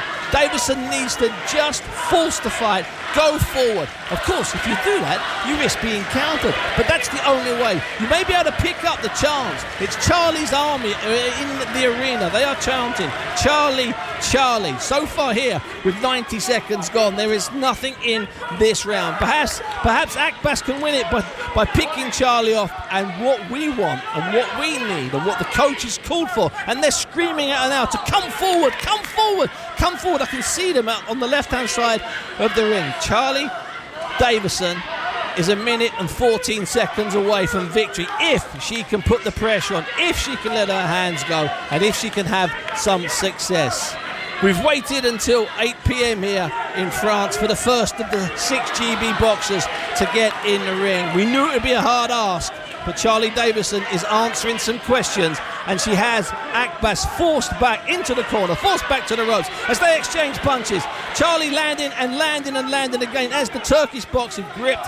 The referee from the Philippines, Maximo Abalos, warning Charley about hitting when holding. Davison now stalking, forcing back Akbas. But the problem with that, and it's quite a simple problem, is if you're chasing, you're vulnerable. Now she's got her on the ropes. Charley needs to just let her hands go. My fear is she might have been picked off in this round. She's got 20 seconds to secure a place closer to a medal. To win a gold, she'd have to fight 5 times in the 14 days of the boxing competition. Akbas is fluid and mobile and picking Davison off. Davison needs to just step on it as we count the clock down. 5 seconds, 4 seconds, 3 seconds, 2 seconds. I'm not sure that she's done enough. She thinks she's done enough. She's hitting her chest. Gary Howe gets up in the ring. Dave Alloway gets up in the ring. The two coaches, I can tell from their body language, they're not convinced that she has done enough. Bunty, you said you'd know within 30 seconds what kind of Olympic Games Charley Davison could have. Has anything changed your mind from those opening 30 seconds? No, because the first 30 seconds were exactly the same as the last 30 seconds, and that is Hatis Akbas using her feet, using her mobility, and just landing with longer, cleaner shots. I think this is going to be a really tight decision. Charley Davison believes she's won. Kelly, I'm not sure her corner does, but at the same time, I've got to tell you, Hatis Akbas and her corner, they're not celebrating. We're getting the scores now. Let's just see if we can get the scores. It was tight. We knew it would be tight. It was technical. We knew it would be technical. Here they come.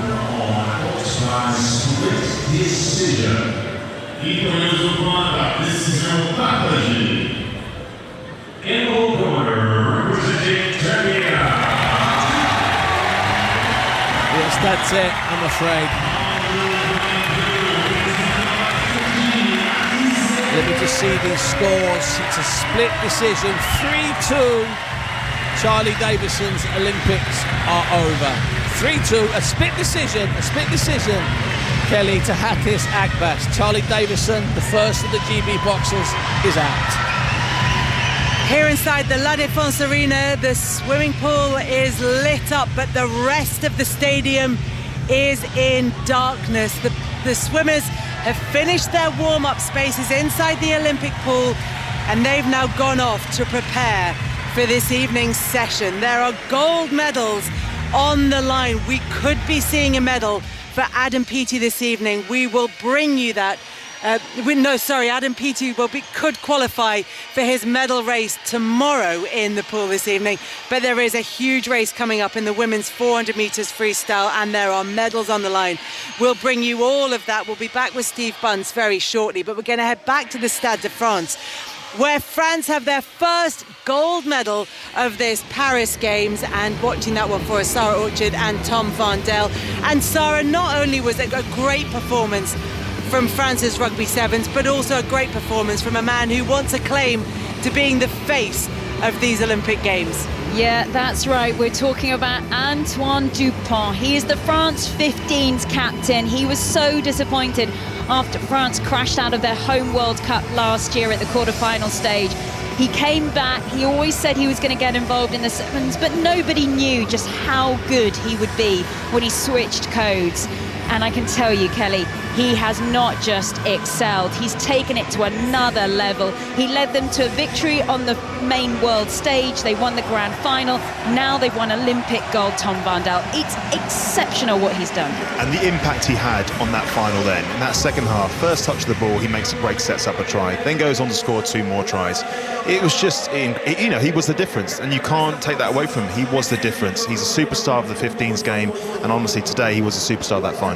And Kelly, I have to say, no one has left the Stade de France. They are all waiting because they're all French and they all want to see the players get their medals, who've all dispersed into the crowd at the moment. They've all gone to see their friends and family and do their TV interviews, but no one is moving.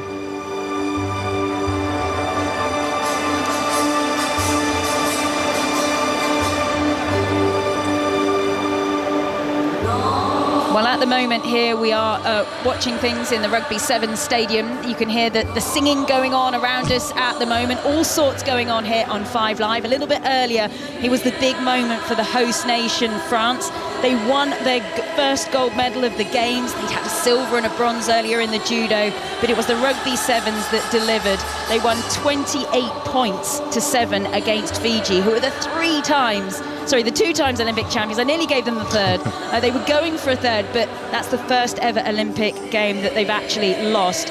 I do believe we have Jules Laurent somewhere in the stadium, and as a Frenchman, just tell us, what is it like there? Oh, incredible, Sarah. Really incredible to be here tonight. This is Edith Piaf, of course. Non, je ne regrette rien. No regret. We never have any regrets, Sarah, do we? This is what we do. We had Johnny Hallyday before in the whole stadium singing Allumer le feu, light up the fire, the flame, and that's what Dupont did tonight. And it was just incredible. First gold medal of these Olympics, the third one of the day, which is always great to start that way. But when you expect somebody to shine, and sometimes we often say big games and big moments belong to the greatest players, but sometimes even the greatest don't always deliver.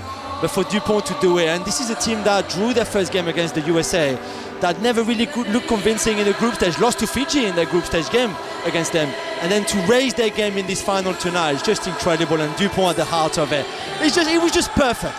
It certainly was, and this moment will certainly go down as one of the greatest in French rugby history, and also in this Olympics history as well. And as I said, the whole crowd, we can just see them. They're all in their arms, they're waiting, they want to see that gold medal moment, Tom Vandel. I tried to sing yesterday. You do it. The guys were not impressed when I sang Johnny Hallyday during the opening ceremony, so maybe I won't. I won't move. You've disappointed us now. Okay, all right then, time to get back to Kelly then. Thank you very much, Sarah Orchard and Tom Vandel, bringing you commentary of that first gold medal for France at these Olympics. There was a pause at the start there because while everybody's waiting for the medal ceremony, I heard the music start up and I wondered for a second if it was the Marseillaise and they were going to get underway. But why are they playing Edith Piaf? Why are they doing that, Jules?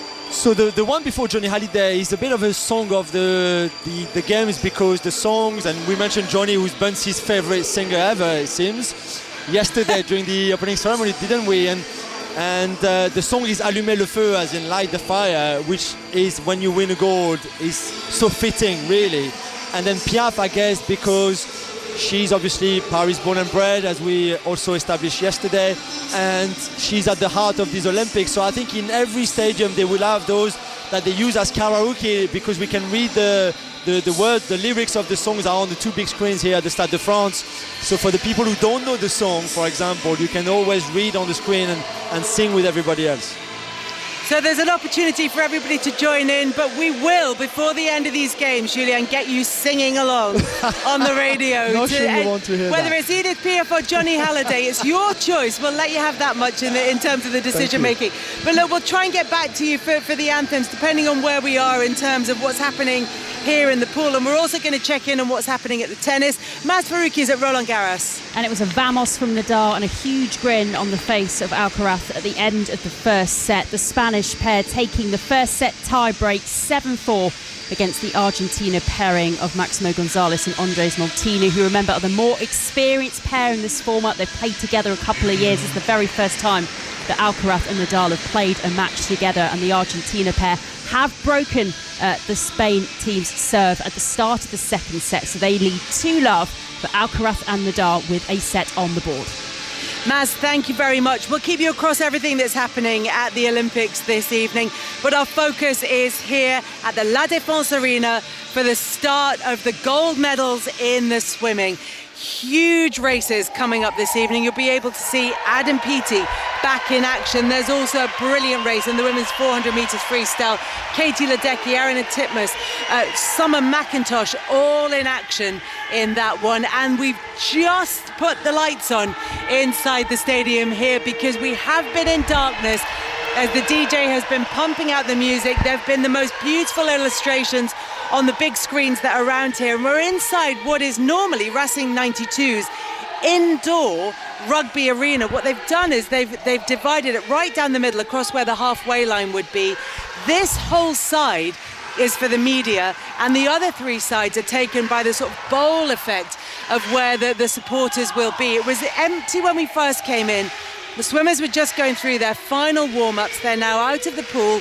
The pool is absolutely clear, apart from one frogman who is down there just sorting out the cameras so they can bring you the best of the coverage. The fans are being led in a thunderclap as we start to build up to the first race, which gets underway in 7 minutes. Steve Parry and Karen Pickering are here. Guys, I don't know if you heard earlier, but Sarah Orchard and Tom Vandell were saying, when this is a rugby stadium, because it's indoors, it's played on an artificial pitch, obviously, because they can't grow the grass indoors. But what that means is that when it ends, when the match ends, they put a bar on at the end of the rugby matches. So I'm thinking pool bar, maybe at the end of this week a swim-up bar, and we can all have a little party to celebrate the end of swimming at the Olympics. That sounds absolutely perfect. I'm in. I love your thinking. So we'll you get on to shouldn't the talk to organisers. Karen about this. She once got locked in an arena from staying there drinking too late, didn't you, Karen? I was not alone though, was I, Steve? Very good nights had at the As swimming. long as you're not drinking alone, it's always good. It's always good. But look, we're set up for what could be an absolutely fantastic evening. Let's focus on what's going to be happening in the pool. There's a semi-final 100 metres breaststroke, and of course that's going to be all about Adam Peaty. Yeah, and it's I'm waiting with bated breath. I'm actually nervous around how Adam's going to do. Adam has carried this team, the British team, for the last 10 years, and he's always been the talisman. He's always set the stall out at the Olympic Games, delivering the gold medal, giving everyone else confidence. We need a really strong swim from Adam Peaty, but we're all so involved in his story, all the trials and tribulations that he's had over the years, and you know what, the competition are coming for him. I don't think they're as scared of him as they used to be. He's not dominating like he used to, and I think they smell blood. I think that they see that he is vulnerable. It's going to be fascinating to see how he goes in this semi-final in half an hour's time. And when he had his break, swimming moved on. His event moved on without him. Yeah, I mean, I really enjoyed going to the World Championships last year and watching Chineseman Chin Haiyang swimming. He won the 50, he won the 100, he won the 200, and he broke the world record in the 200 as well. Then he gets out of the pool on the 100 and he says, it was great winning a gold medal, but I want Adam Peaty at the Olympic Games and I want his world record. I like that bit of needle. We've not seen that a lot of times before in swimming.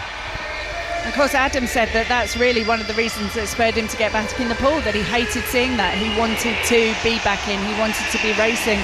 I know, everything he's done, he should be going into this feeling the pressure as the favourite. But actually, given the last few months that he's had, or year and a bit that he's had, with everything that he's gone through physically and mentally, he's actually almost an underdog in many ways. And he's put himself in a great position, I think.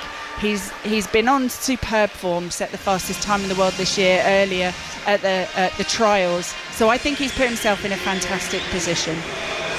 He's in a fantastic position, and we'll be talking more about him as we get closer to the start time in his race. There's a really exciting race in the women's 400 metres freestyle, which has been billed as this kind of three-way battle between Katie Ledecky, between Ariana Titmus and between Summer McIntosh. But we're missing a big name when we do that, aren't we? Or a big challenger. Yeah, I think New Zealand's Erica Fairweather is obviously going to be in the mix. She's just 20 years old from New Zealand, and she's been in and around the medals. And, I guess at the World Championships 12 months ago, it was the three names that you mentioned first that were talked about.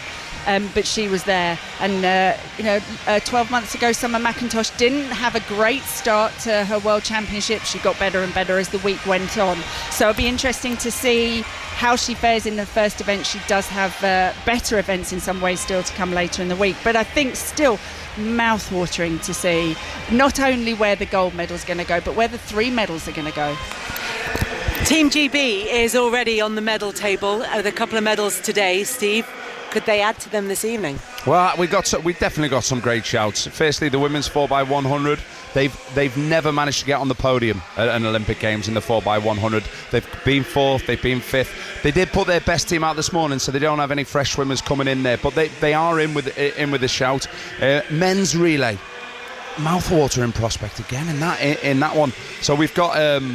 We do have a change up there, so we should be going faster there tonight. But the Chinese are looking good, the Americans are strong, the Aussies are good, so they're not going to have it all their own way either. But just to mention for this, the first event as well, the 400 freestyle, the first medal event that we're going to see, the world record could be threatened there. I've seen Ian Thorpe walking around earlier today. He's not in that. No, he is definitely not in it. I think he's still eating like an athlete. I'm not sure how much training he's doing like one anymore. That might be slightly unfair. He probably says the same thing about me. But the threat is there of his world record. Yeah. Martins, he went close to German swimmer Lucas Martins. He went close earlier in the year, missed it by 0.3 of a second. That's something that could be on the cards this evening. And Karen, it just a real opportunity, not just for world records to be broken, but for Team GB to add to their medals tally. Yeah, and I almost think we need to, perhaps based on the heats this morning, not be looking at times as much. It is the racing, and the swimmers know it. Quite often in an Olympic Games and even in a World Championships, the best times are done in a semi-final where there's not quite the pressure, and then it's about racing and delivering under pressure in the race situation when it comes to the final. So, times, they won't care about times at the end of the day. They'll just want to be racing and getting on the podium. And I think the men's 4x100 freestyle, we have a brilliant opportunity to do that. These are guys that have a habit of getting on the podium on relays. We've seen it on the 4x200.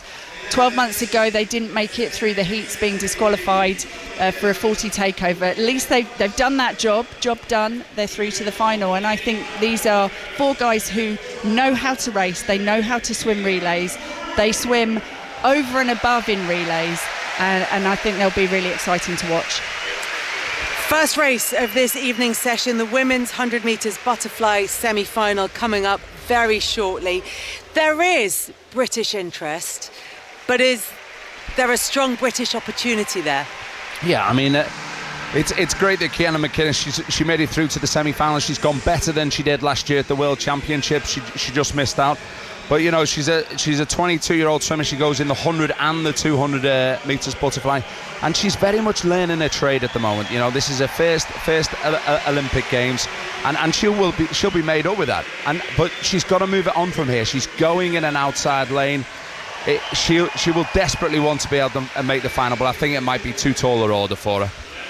Is this another event in which we might be looking at quite a fast, possibly world record challenging time, given how well Gretchen Walsh was? I mean, maybe not in the semi-finals, but I mean when we get to the final. There was a right old ding-dong, wasn't there, Karen, at the American trials? Tori Husk and Gretchen Walsh, they went head-to-head, and the world record was on all the way through that race. But Gretchen Walsh, the Virginia-based swimmer out of America, she ended up taking that world record, and of course she'd have to be the favourite. But Tori Husk, she's absolutely class as well, and they're coming out now. And Alistair Bruce Ball is going to be your commentator this evening. Biggest roar of the night so far. So the first heat, the first event this evening, is the first semi-final of the women's 100-metre butterfly.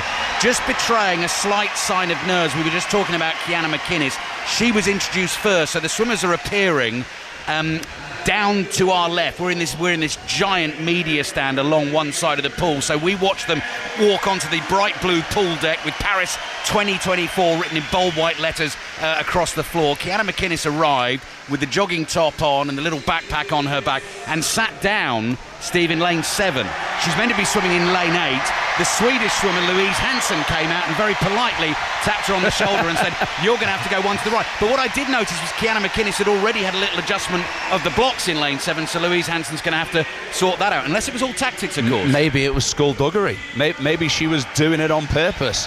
But I mean, I think that just goes to show how the nerves can get to you. So before they come out onto the field of play here at the pool, they go into a room 15 minutes before, and it's a bizarre situation. You've got rows of 8 seats, and you have to sit in your seat against your competitors that all you want to do is smash in the pool 15 minutes later, and it's a really not eerie place to be, it's a really tense place to be, and that's where you've got to keep things together. Kiana McInnes now ready to go in the black swimsuit, the bright red swimming cap of Great Britain, eyes hidden behind the goggles. One of the things as well, Karen, I've noticed a lot of the swimmers do. This is my first time in an Olympic pool this evening. I just saw her lean down, splashing herself with loads of water just before she steps onto the blocks. Yeah, absolutely. The different swimmers have different routines. I always used to splash myself down to get the air bubbles out of the suit, stick the suit down to me, and that was just part of the routine, and you'll see the swimmers will do the same every time they race. Right, we're just about ready to go. Really exciting night of Olympic swimming ahead. First night of finals on 5 Live and BBC Sounds. And first race up, semi-final, first of 2 in the women's 100-metre butterfly. All about the 8 fastest times across the 2 heats. You need to be in that top 8 to get to the final. The whistle is blown and the swimmers step onto their blocks. Looking at in particular here for the world record holder, the American in lane 5, Gretchen Walsh. The quickest in qualifying was the Japanese swimmer Mizuki Hiraihi. The world champion of Germany, Angelina Köhler, in lane 3. They are underway into the water. Eyes on Kiana McInnes, closest to us in lane 8, but already out in lane 5, Karen. Gretchen Walsh, the 21-year-old, very much setting the pace. Yeah, she is. She had beautiful underwater work. She is so powerful off the starts and turns, using that dolphin kick, and almost has a double-jointed style to her arms. They really do overextend at the elbows. And once again, off the turn there, she's leading half a body length clear. Yeah, Gretchen Walsh in front, first semi-final. Powerfully stroking her way towards the finish. 25 metres to go. I don't think anyone is catching Gretchen Walsh here at the moment. I can see Rikako Aiki of Japan going well in lane 1 on the far side of the pool, but it is Walsh powering in towards the finish line here, just behind the world record time as well. Touches now, and Walsh takes it with the world champion Angelina Köhler in second, and Kiana McInnes in the end finishing in 8th. And Karen, that was an Olympic record she set. Yeah, that was a superb swim. I mean, she has been in utterly tremendous form all year for her college. Gretchen Walsh over the sprints, and obviously setting the world record last month on the 100 butterfly. She was never touched. Well, that was amazing. It's almost like being at Merchant Taylor's baths, isn't it, Kelly? You know, back in the day when you used to do it, it's exactly the same stuff. Yep, swimming exactly those same times as well. Do you know what was so impressive there was the dive and the walls. You know, Gretchen Walsh, she swims at the University of Virginia, and she's been so impressive on the NC2A circuit, the student circuit. You can only swim 7 events, 3 individuals and 4 relays at the NC2As. She won all 7 this year, and actually she's won 18 out of the 21 she can win. She's an absolute master when it comes to underwater work. You could see her tying up there a little bit at the end, and that's the reason that she missed the world record by almost 1500ths of a second at the end. But I fancy her to do it tomorrow night. She just dominated it. It's very rare, Addy, that you see someone at an Olympic Games in a semi-final winning by a body length. So Gretchen Walsh and the rest of the swimmers make their way out of the pool. Real ovation. I can see a Stars and Stripes flag away to the right-hand side. American fans with the little flags as well as the swimmers march back onto the pool deck. Kiana McInnes there, Kelly, 8th in the heat, 8th out of 8 in a time of 58.11. So very unlikely that she is going to make it through to the final. It is the 8 fastest swimmers across the 2 heats that make it through to the final. Second semi-final to come. Meanwhile, we're going to check in on the tennis at Roland Garros with Matt Faruqi. Well, Alcaraz and Nadal have broken back in the second set, so we're back on serve. You can see that positionally, the Argentina pair of Maximo Gonzalez and Andres Molteno are the more experienced, the more savvy sometimes to win certain points, especially at the net. But the power of the Nadal backhand, the Alcaraz forehand, is keeping them right in this second set. So it is 3 games all, with the Spanish pair having taken the first set on a tiebreak. Thank you very much for that, Maz. In the boxing, Britain's Charley Davison's Olympics are over, Steve Bunsen. She put so much into this to getting back to her top form, and it only lasted a few minutes. Listen, it was 9 minutes of Charley Davison fighting for her very boxing career. She lost the first, she won the second clearly, and you know what? The third was tight. In the end, it was 3 of the judges voting for Akbaş from Turkey, the 23-year-old current world champion, and just 2 of them voting for Charley Davison. She's heartbroken. And you know what? That's just how serious this draw is. I've been telling people for 2 days, I'm not kidding, this is the hardest draw I've ever known for British boxers. Bunsey, thank you very much for now. Earlier in the Stade de France, France beat Fiji in the rugby sevens. They are the gold medalists, and for the first time in this Olympics, we're about to hear the Marseillaise sung for the Olympic champions. Tom Vandel and Sarah Orchard are there.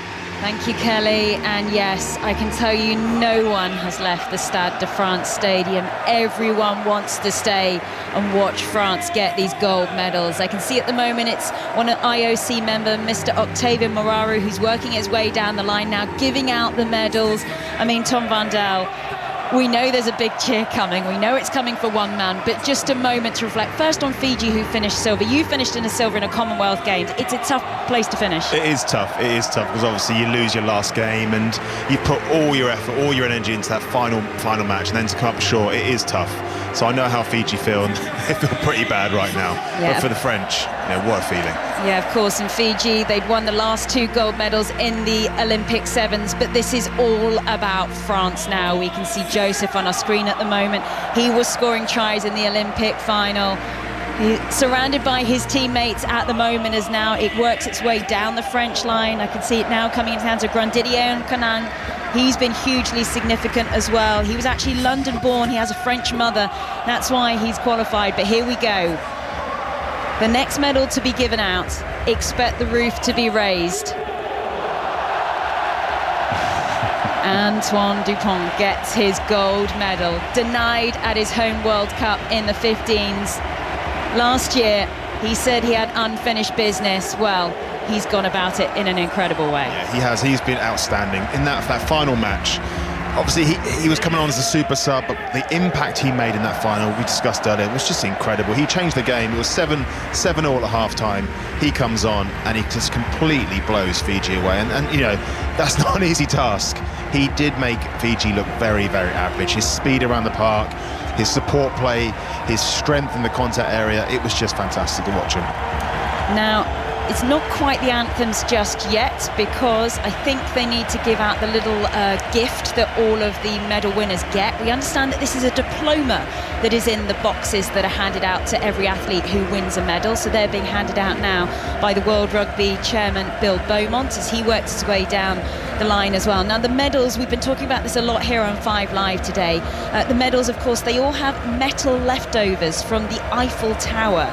Apparently, these leftovers, they've not actually been cutting down the tower to do this, just to reassure everyone.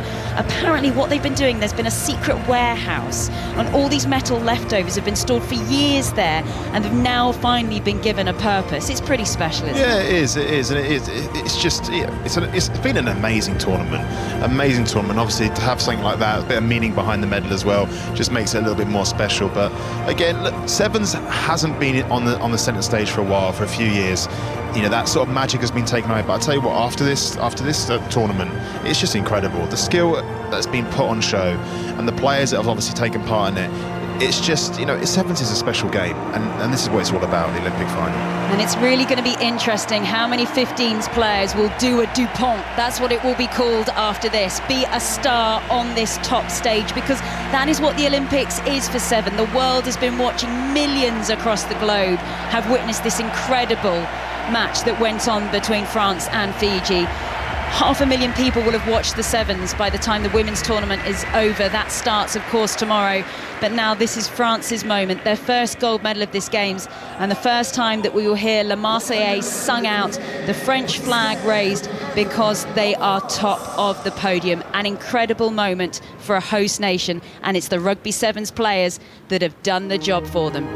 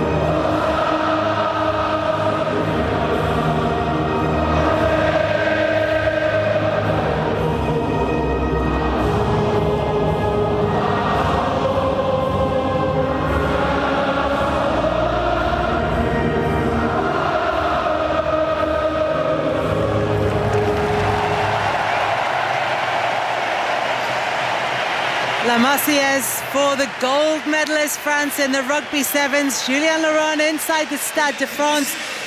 Must feel nice to be French at the moment, Jules. The Marseillaise has never sounded so good, Kelly. Incredible. I thought I was going to cry. I'll be honest, that's kind of what we were hoping for. But look, it has just been an incredible experience. And as Sarah was explaining earlier, nobody's left the stadium. Everybody wanted to be there for that moment.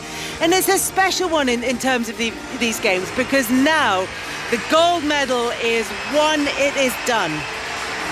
Yeah, absolutely. And we said it earlier with Chappers on the show this afternoon already, when Team GB got their first medal. This is it. This is almost some pressure off all the athletes' shoulders, because it's there. We've got one of each today for the French, and this is a great first day, amazing first day. The ceremony last night kicked things off so nicely, and then to follow it up today with those kind of performances is great. And tomorrow you mentioned Léon Marchand, and so hopefully today is working as the perfect start for the whole French delegation, and then the medals keep coming. But also we expected this team to do well, obviously, even if they didn't start well. We wanted DuPont to do well, and for them to go all the way like this and get the first gold, it's just very special. And like you said, everybody is still there. The Marseillaise was so emotional. They've got lights at the top of the Stade de France all around, which are blue, white and red, obviously, and you just feel the festive atmosphere, and hopefully that carries on to everywhere else with all the other events. Where are you off to next, Jules? I'm coming home now. I didn't sleep last night too well after the opening ceremony. I don't think I will sleep well tonight. Don't mean right this second. I mean, which Olympic event are you off to next? Sorry. It's all right. I'm not your mother. It's okay. The swimming tomorrow with you. I've got a show in the afternoon with Chappers, and then I come to you. Yeah. Okay. See you there for Léon Marchand tomorrow. Exactly. Thank you very much to Julien Laurent. Enjoy your lovely evening as you've just described to us. Have a nice time off. Head back home. In the meantime, we're about to get the 400 metres freestyle final underway. The women's event is going to be huge later on this evening, but Alistair Bruce Ball, this time up it's the men's, and this could be a good one as well. Yeah, absolutely. The women's 400 metres freestyle final on the way next up after the men. That will be an absolute blockbuster, but the first medal up for grabs at Paris 2024. We've just seen the two semi-finals for the women's 100 metres butterfly. Steve, the Americans looking incredibly strong in the second heat. Tori Husk won that. Second fastest qualifier behind Gretchen Walsh. Disappointment for the French, Marie Wattel, 9th fastest, so doesn't make the final. Kiana McInnes, we know, won't be in the final.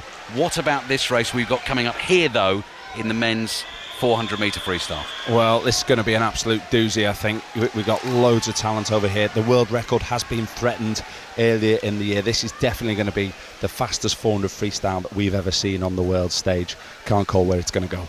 OK, Kim Woo-min of Korea over in lane 1 could be a danger man. The world champion Samuel Short of Australia in lane 2. Li Wei-fei of China in 3. Lucas Martins was on world record pace earlier on, quickest qualifier today in lane 4. Guilherme Costa, the Brazilian, in lane 5. Elijah Winnington of Australia in 6. Aaron Shackle of America in 7. A lot of support in this arena for them tonight. And Oliver Clement in lane 8. They have completed the first 50 metres, and Lucas Martins, Karen, as he was this morning, the German, going good guns out in front. Yes, he is. A really long, rangy stroke. He's breathing to his right, so he can see any danger at the top half of the pool as we're looking at it. And Elijah Winnington going well as well, the only man in this final who also swam in the final in Tokyo. But the Korean Kim Woo-min also going well in lane 1, the early 3 leaders. Yeah, as soon as he walked out onto the pool deck, Karen tapped me on the shoulder and said, keep an eye on lane 1, because quite often, the fastest qualifiers, they sit in the middle of the pool, and your attention is always drawn towards them. But you can see Kim Woo-min over on the far side of the pool to us is right up with the pace here at the moment. Lucas Martins still going well, and Elijah Winnington. Now those two were in the same heat together, and both were on world record pace for about 3/4 of the race this morning. Yeah, the pace of this race is very, very quick, and they're taking this race on. Also in the pool, you have the likes of Sam Short and Li Wei-fei of China. They are distance swimmers, so they would be strong in the closing stages. So the swimmers who are maybe better at the 200 freestyle, they want to take the pace up. They want to get a bit of distance ahead of the swimmers. They're going to be strong in the closing stages. Ahead of the world record pace at the moment. Lucas Martins turns at the halfway stage. The German in lane 4. Smooth, precise freestyle stroke, chopping him through this pool that is glistening under the lights in the Paris La Défense Arena this evening, surrounded on 3 sides by spectators enjoying the action, watching from on high. Kim Woo-min still right up there as well, and making a move in lane 2. You were mentioning him actually, Karen, the other Australian, Sam Short, our world champion in Fukuoka last year. Yeah, that's right. He's been a very successful swimmer, but also good at the distance. So he might not have the speed that some of the swimmers have, but he has that endurance to bring that race home. And he is now trying to get on the shoulder of Kim Woo-min, who is 1 lane up from him. Yeah, this race is tightening up with just over 2 lengths to go. It is Lucas Martins, the German, that has led all the way so far. And with 2 lengths to go, he turns and he is still in the lead. Kim Woo-min over in lane 1 on the far side of the pool from us is in contention, pretty much on his shoulder. How difficult is that, Karen, actually, when your closest challenger is about 3 lanes away from you? Yeah, it can be difficult to see them. That's why it's quite interesting to see which way the swimmers breathe. And often if they're the swimmer, if they're breathing to where the action is happening, they can see it. Just gives them that extra rush. We see Lucas Martins, he is now starting to put the pressure on a little bit. Lucas Martins, so into the final length here, turns in the lead, swam the fastest 400 metres freestyle for 12 years at the German Nationals in April. Here we go, just over 25 metres to go, and in lane 6 I can see Elijah Winnington coming on strong. Over in lane 1, Kim Woo Min of South Korea. It's going to be a tight one, 10 metres or so to go. Lucas Martins has led all the way in this race, now pushing for the wall at the end. He is going to get the gold for Germany. He touches first, Martins gold, Elijah Winnington takes silver for Australia, and Kim Woo Min was in that race all the way through. On the far side of the pool from us, he takes the bronze medal. Karen Pickering. Well, the pace of that race was extraordinary. There were 4 swimmers under world record pace as we were coming through at halfway. They took that race on and paid for it in the closing stages for sure. But that's what makes the races so exciting. Often it's the tactics. It's having to trying to psych the swimmers out by taking that pace out, by leaving swimmers behind. And he did that so well today, Martins. Steve Parry, what did you make of it? Well, that's the fastest top 5 we've ever seen on the 400 freestyle. 3:42 and below is absolutely class. Look at Martins there. I mean, the ecstasy and the agony of that race. Martins on the blocks, on the lane rope, celebrating, smashing the water, and then the Brazilian with his head in his hands, crying at missing out on a medal. So he breaks he makes the America's record, but he doesn't get a medal. He's absolutely distraught, missed out by 0.2 of a second. Tees us up absolutely beautifully for the women's 400 metre freestyle final, which is next to come as well, which in terms of any sport across this Olympic Games will be one of the highest quality events you could wish to watch at an Olympics. Your gold medalist in the men's 400 metres freestyle, first medal in the pool at Paris 2024, Lucas Martins for Germany. Elijah Winnington of Australia takes silver. Fellow Australian Sam Short just missed out. He finished in 4th. And Kim Woo Min of South Korea takes the bronze medal.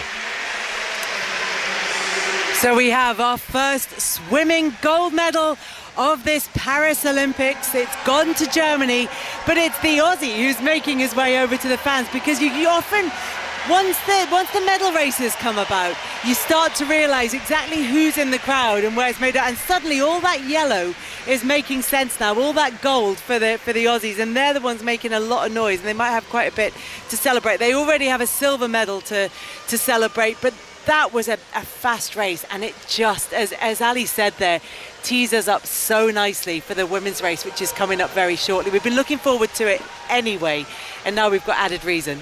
Kelly, I don't know if you remember, but about 13 years ago, they changed the rules in swimming, and you were allowed to wear what we now dub as the super suits. They were like shiny suits, or they were almost like wetsuits, and they held you higher in the water. And we saw that year, I want to say, about 50 world records that were broken. The sport went through a ridiculous period.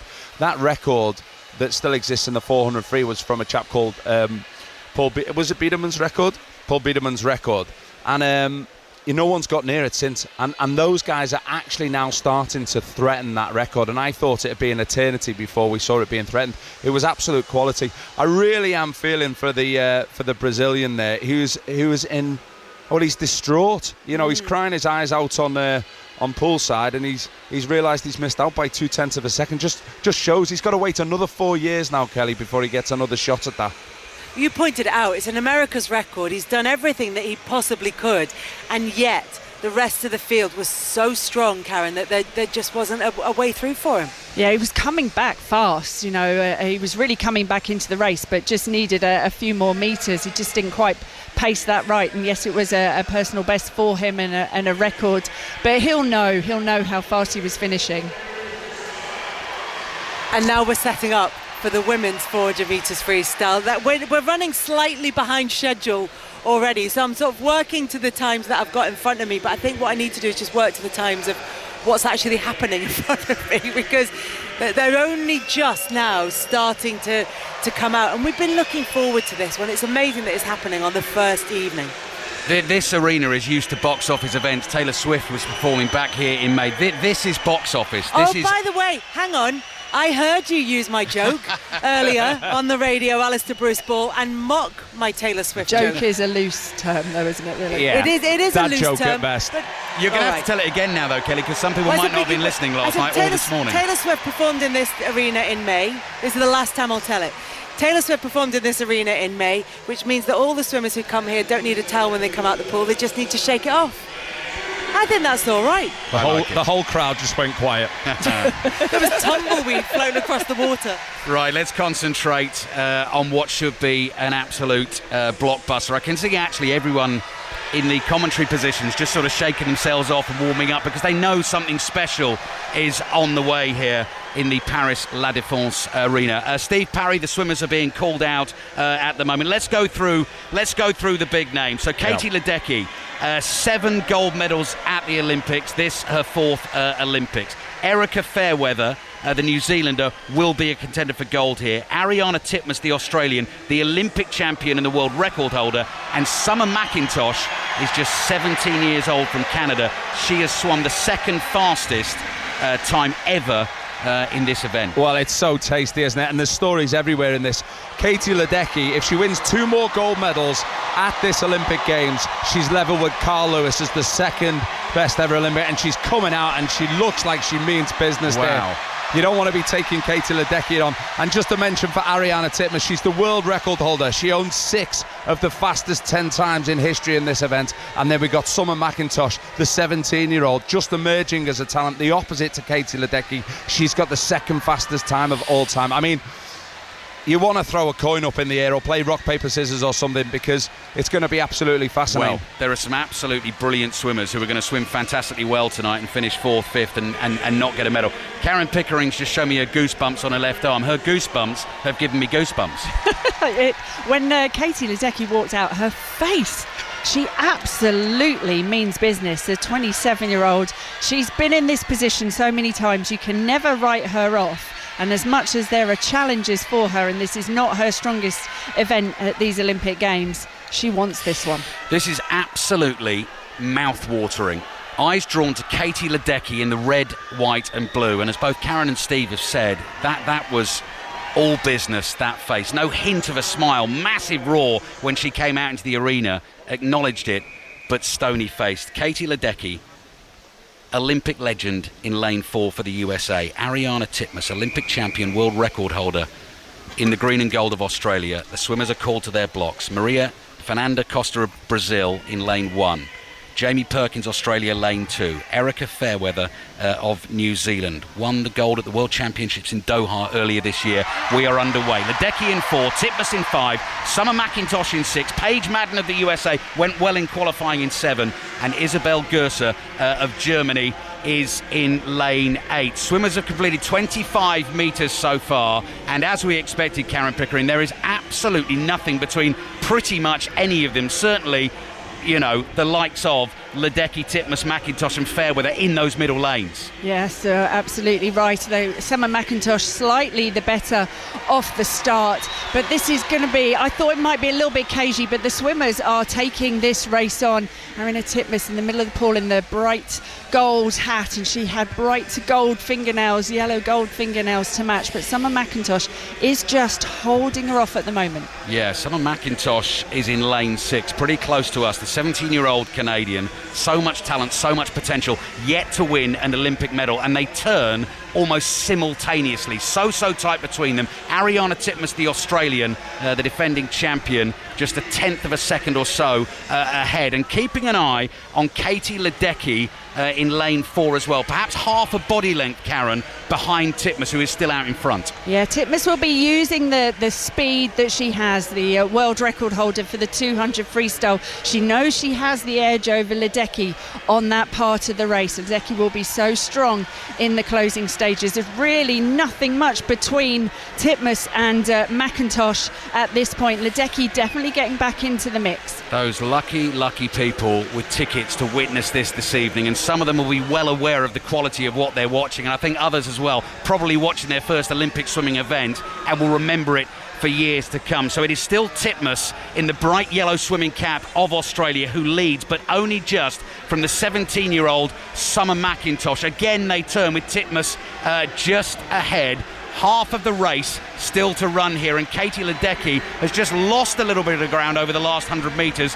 over Ariarne Titmus. Yeah, it is a head-to-head. Titmus and McIntosh, who are a body length ahead of Paige Madden and Katie Ledecky of the USA. The two swimmers are fighting it out in the middle of the pool. Titmus at the moment just has the edge over Summer McIntosh.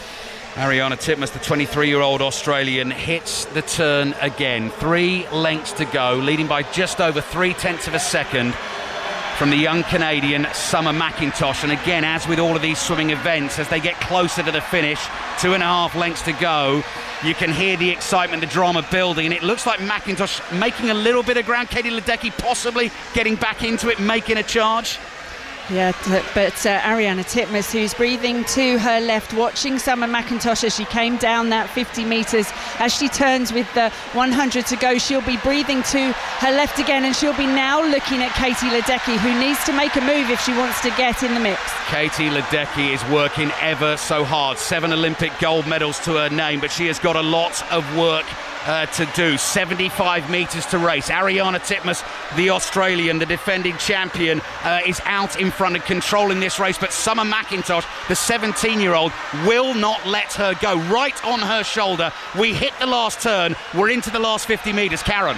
Yeah, Summer McIntosh made a move on that 50 metres, but Ariarne Titmus will be breathing to her. We'll see every single stroke she takes on this final 50. 30 metres to go. Ariarne Titmus out in front. Has Summer McIntosh got something left in the tank? The younger woman stroking towards the finish line. Ariarne Titmus holding her off. Katie Ledecky is out of this. It looks like it's going to be bronze for her. Ariarne Titmus looking as strong as ever, as strong as she has throughout the race. Touches first and takes gold.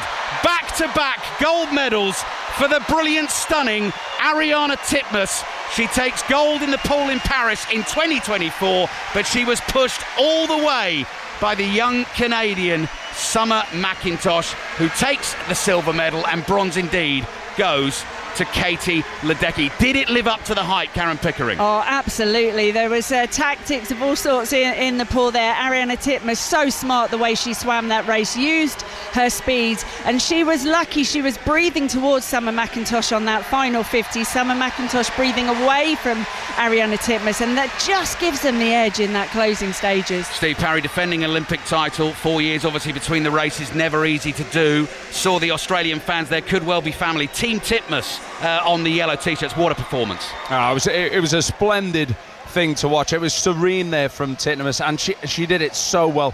But did you see the relief on her face when she touched the wall at the end? She was not sure that she was going to win that race, and she had to put the perfect race together in order to beat what was a classy Summer McIntosh. I spoke to a couple of the coaches this morning, and they said there's been a bit of needle between Titmus and her coach in the warm-up pool. I don't think things have been going all Titmus's way. You know, the coach was saying to her on poolside, you need to get your head in the game. Well, I tell you what, she had her head in the game right there, and she has proven her class. She's building a legacy here. Yeah, bossed it from start to finish, Ariarne Titmus. What a performance, what a race. And Summer McIntosh, I mentioned it in the commentary, Kelly, first Olympic medal for her. Fabulous performance, chased Titmus all the way, but Titmus held her off brilliantly over those closing metres. So Titmus takes the gold. Enormous roar for her again as she gets out of the sparkling light blue waters. Australian fans just away to her right-hand side, holding the scarves on their feet. She waves to those fans, and her face is wreathed in smiles. Summer McIntosh, the 17-year-old from Canada, takes the silver medal, and Katie Ledecky has to settle for bronze. And Karen, you said it in commentary. Ariarne Titmus was just looking over her shoulder. It was just enough to keep Summer McIntosh at bay. Yeah, I see it a lot, especially over the races that are so very tactical, that when the swimmers just have a slight edge if they're breathing towards. So I always wonder now why some of these swimmers can't breathe both ways, so that they can turn and make sure that they see the danger when they're swimming down the final 50, because I just think just every little bit makes a difference. And when Summer McIntosh was looking at Ariarne Titmus, you saw that penultimate 50, she absolutely stormed it, but then Ariarne Titmus had her eyes on her. Ariana Titmus takes the gold medal. Karen Pickering, Steve Parry and Alistair Bruce Ball are here at the La Défense Arena. Swimming is our focus, but we're checking in on all the Olympic action. At Roland Garros, it's all over in the tennis. Maz Faruqi. It is, Kelly. They've never played doubles together on any surface, on any court, at any tournament. Now here on Chatrier, where both have lifted the French Open trophy, of course. Rafael Nadal and Carlos Alcaraz have won their first match playing together in the colours of Spain in the first round of the doubles. We didn't know what to expect from a partnership we hadn't seen before, but their quality, their fight, their power was just too much in the end. These two players have too many Grand Slam singles titles between them for me to count. Now into the second round in the Olympics doubles, knocking out the 6 seeds from Argentina, Maximo Gonzalez and Andres Molteni. Straight sets this win for the blockbuster duo of Alcaraz and Nadal. 7-6, 6-4. Maz, thank you very much for that. Still to come here in the swimming. We've got Adam Peaty in action in the men's 100 metres breaststroke semi-finals. We've got the women's 4x100 metre freestyle relay and the men's 4x100 metre freestyle relay. Both of those medal chances for Team GB, and they're coming up after the BBC News with Alison Hughes. This is BBC Radio 5 Live. Listen on BBC Sounds. Israel says 10 teenagers and young adults have been killed and 19 injured in a rocket attack on a football pitch in the Israeli-occupied Golan Heights. The Israeli military claims the attack was carried out by Lebanon's militant group Hezbollah, but its representatives have denied any involvement. Earlier, the Hamas-run health ministry in Gaza said at least 30 Palestinians had been killed in an Israeli airstrike on a school housing displaced people. Israel says it targeted a Hamas command and control centre in the building. The Chancellor, Rachel Reeves, could delay some big infrastructure projects on Monday when she's expected to tell MPs the Conservatives left Labour with public finances in dire straits. A report by the Financial Times says a planned tunnel under Stonehenge in Wiltshire could be one of the projects affected. And the Metropolitan Police says 2 men have been arrested on suspicion of assault after a participant in an anti-racism demonstration was attacked and left with a head injury. Thousands of supporters of the right-wing activist Tommy Robinson also held a protest in central London this afternoon. There are few sibling rivalries that have gripped us quite like that of Liam and Noel Gallagher. He had a row with me, so we had a fight and that was it. And then I trashed the place, yeah. The rise and fall of Oasis, a band committed to the rock and roll dream. I mean, we're not angels, but we're not as bad as people make out. Join me, Steve Lamack. And me, Jo Wiley, as we not only celebrate the music that Oasis made, but also delve into the complex and unruly rivalry. There's only so many, olive branches you can give someone, you know what I mean? But that's life. A band with your brother, that would become the Achilles heel in the end. The rise and fall of Oasis. Listen now on BBC Sounds. This is 5 Live Sport and the Olympic Games with Kelly Kitts on 5 Live and BBC Sounds. Welcome back to the La Défense Arena in Paris. We've already had gold medals in the men's 400 metres freestyle that went to Lucas Martens of Germany. In the hotly anticipated and hotly contested women's 400 metres freestyle, Ariana Titmus took gold. It was silver for Summer McIntosh, Katie Ledecky in the bronze medal place. We've still got the men's and women's 4x100 metre relays to come. Adam Peaty is back in the pool very shortly for his semi-final. But we're going to reflect now on the boxing. Britain's Charley Davison's Olympics are over. She lost on a split decision to Turkey's Hatice Akbas, and Steve Bunce talked to her as she walked out of the ring. It was only a couple of minutes after her loss and she could barely speak. How did you see it, Charlie? Obviously, the first round was very close. She won at 4-1. And I hold my hands up. It was a bit of a slow start for me, but I felt as if the last 2 rounds I upped the pressure, scored the shots, but weren't to be, was it? So, I mean, you clearly won the second. The first was she was a bit smarter in the first minute or so, and she came back in the last minute. There was nothing in it. That's it. And this game's about scoring shots, and I felt as if I was catching them all, even body shots. But what can I do? Still been an incredible journey, Charlie. I know. No, that's no consolation, mate. You don't get medals for that, but you get different sorts of medals for that. I know, but we move on, don't we? So what might you do now, Charlie? I know it's right after the fight, but I've got to ask you that question. What's your gut feeling now? Go home and be a mum. That's the honest truth. Quite a few members here, but I don't know what to say. It hurts, you know what I mean? That was Charley Davison talking to Steve Bunce, who joins us now. Bunty, look, she's clearly heartbroken. She wasn't really able to put it into any kind of context, but talk us through that defeat for Charley Davison. Well, the young Turkish girl, Hatis Akbas, is just 22. She's the current world champion, and the talk all week inside the camp and even in chats with Charley was that I've got to try and start fast. And she started fast enough, but not as fast as Akbas. So she was a big round down after the first round. 4 of the 5 judges gave it to the Turkish girl. In the second, she had to chase. She had to push Akbas, and she did. She won that round. And the last round was a little bit more technical, and Akbas, and I said in the comms, I thought that she'd just done enough. She had 3-2. You know, when I talked about this draw, and I don't want to sound like a broken record, Kelly, when I talked about this draw on Thursday night, I wasn't kidding. This is a beast of a draw for these British boxers. 4 of them are fighting current world champions in their first contest, and Charley was one of them. Just not enough tonight, and what you didn't hear there was the 30 seconds we cut with her actually unable to speak. She's heartbroken tonight.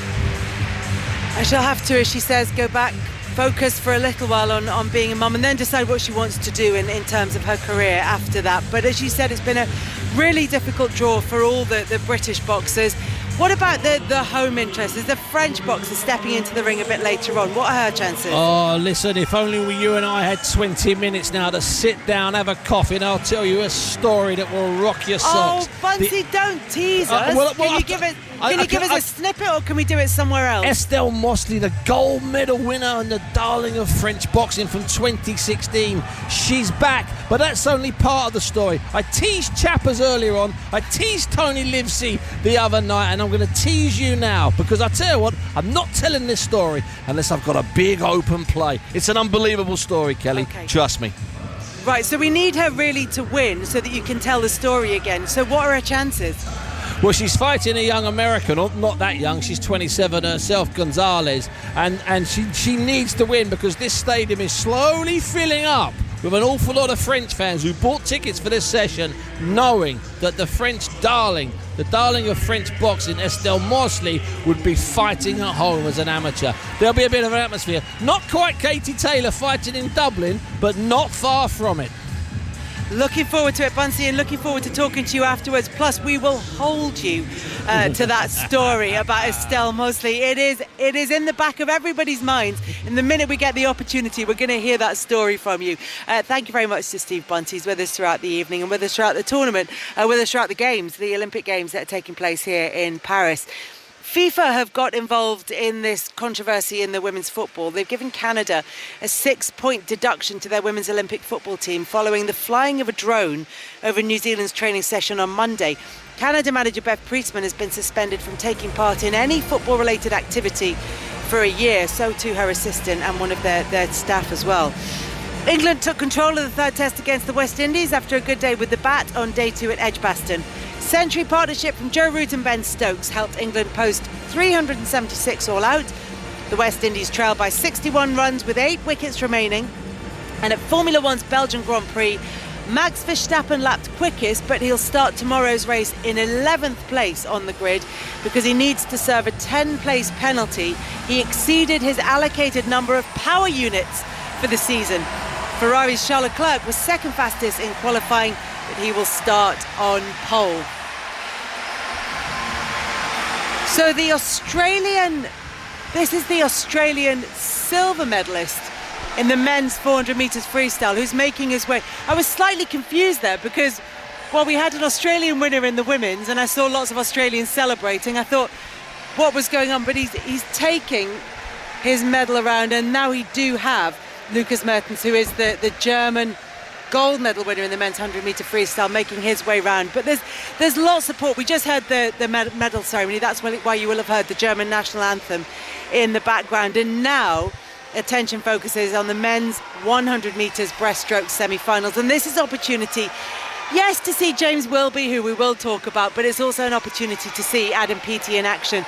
And what we've said all the way along, Karen, with Adam Peaty is this is an opportunity, really, as much as anything, to kind of see where he is. We saw it a little bit this morning. It wasn't a terribly fast time, but he's got himself in with the second quickest time coming into the semi-finals. Yeah, it starts to get important now. Obviously, the fastest 8 making it through to the final. So it's getting down to business. So whatever cobwebs needed to be shaken off in the heats this morning, we saw it was a little bit slower than anticipated, certainly than I anticipated for the first time that these guys were in the water.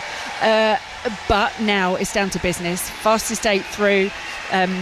Adam and James will be going in the first semi-final, so an opportunity for them to lay down something, and obviously the second semi-final get the benefit of seeing what the first 8 swimmers did ahead of them. And so for Adam, he will want to put something, a time out that will make the guys coming after him just stop and stare for a moment. That's what he'll want.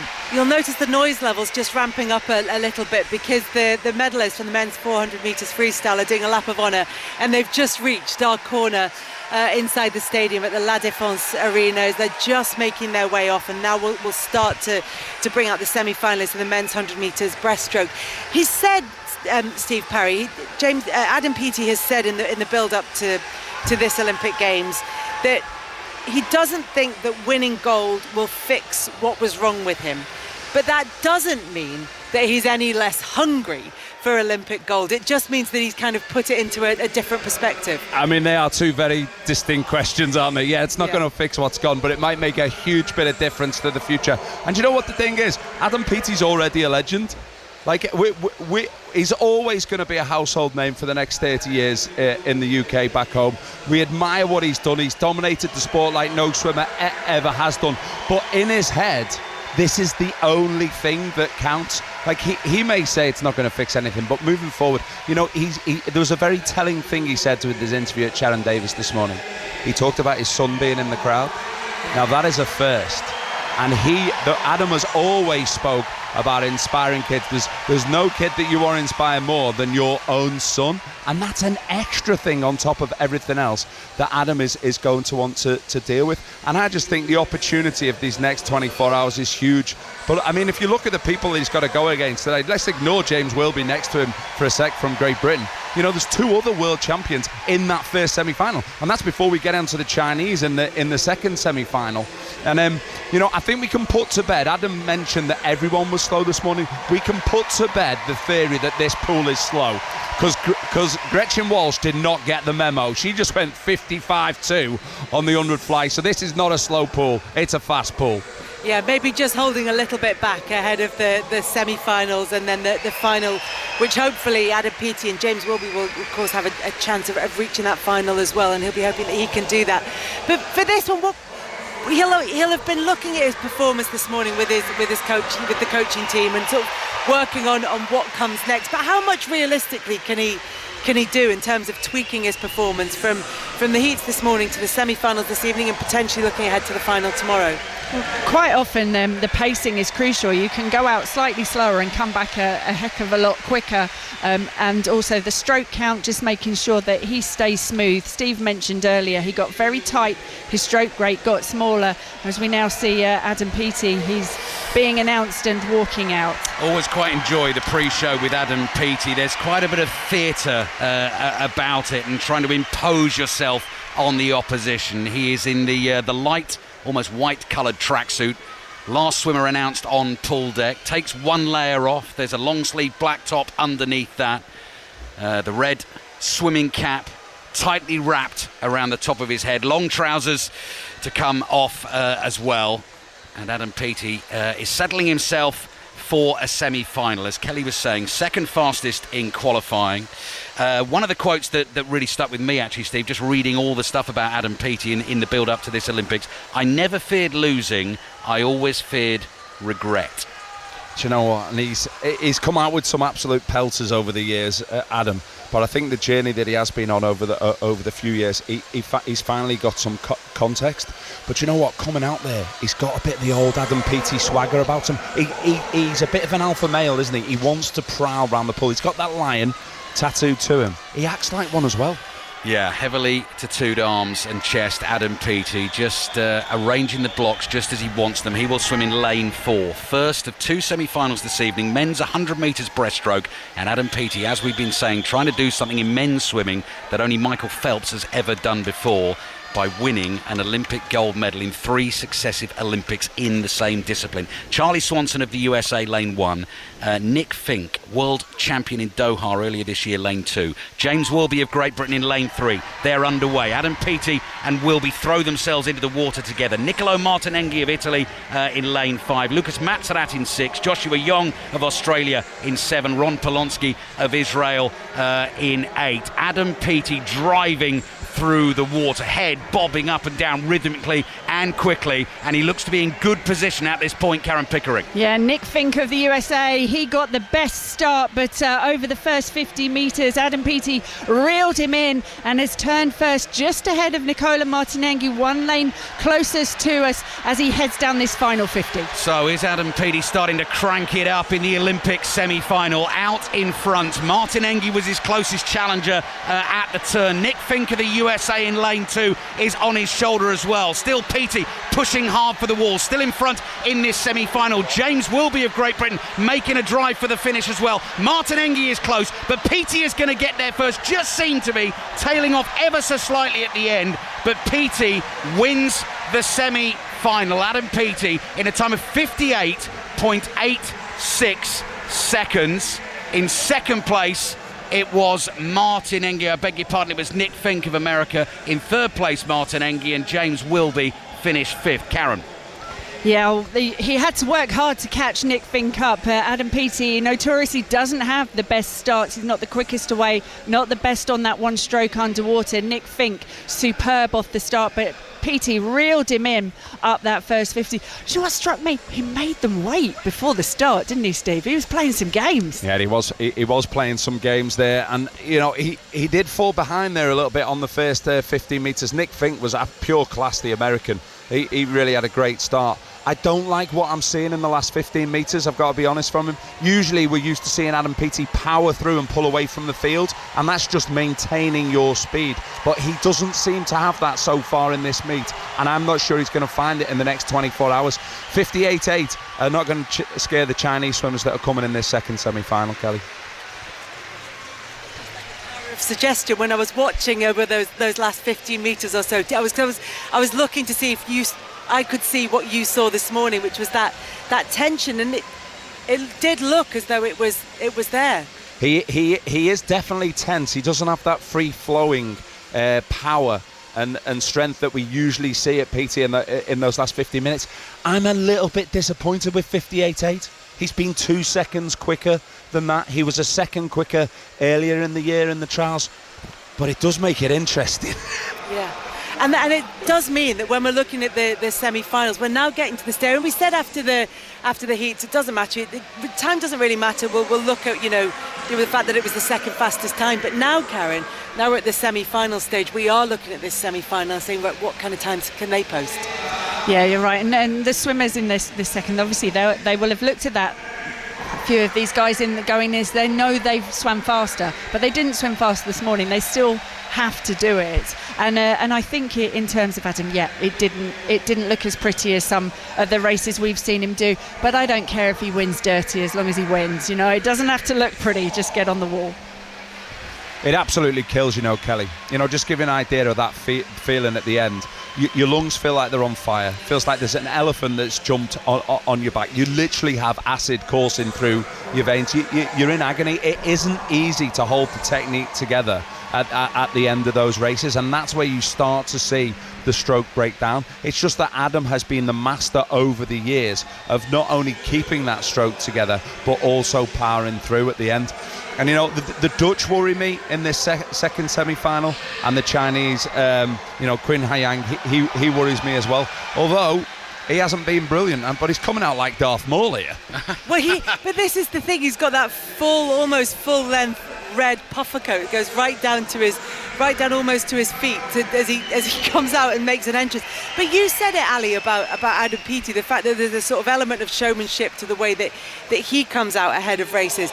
And there's also an element of showmanship when he finishes races, because he looks up to the screen and he gives a reaction that we're supposed to be sort of led by. And that one, he gave quite a sort of little satisfied smile and shrug, didn't he? I just noticed as he got out of the pool as well, one of the cameramen sort of moved in close to get that close-up shot of him, and it again sort of continued that little bit of bravado. So just a sort of slow nod of the head, and I know what I'm doing and I'm in control, and I've just won that heat and set that particular time. But as Steve was just saying, 57.94 at the British Trials in April, 58.86. We'll see how the others go in this heat as well. Got to keep an eye on the James Wilby time of 59.49.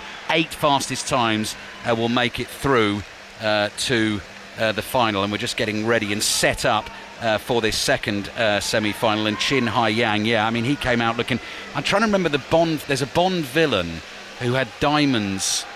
There was some sort of accent that were encrusted in his face. I think it was one of the early Daniel Craig films, and he looked just like him under the big red hood with the sort of mirror shades on, giving nothing away. It was the swagger that he has when he walks out. It's very, very slow, purposeful. But I watched him swim, the World Championships and then the Asian Games last year, and he was just banging out 58 after 58 after 58 like a machine. So swimmers just getting themselves set then for this second semi-final.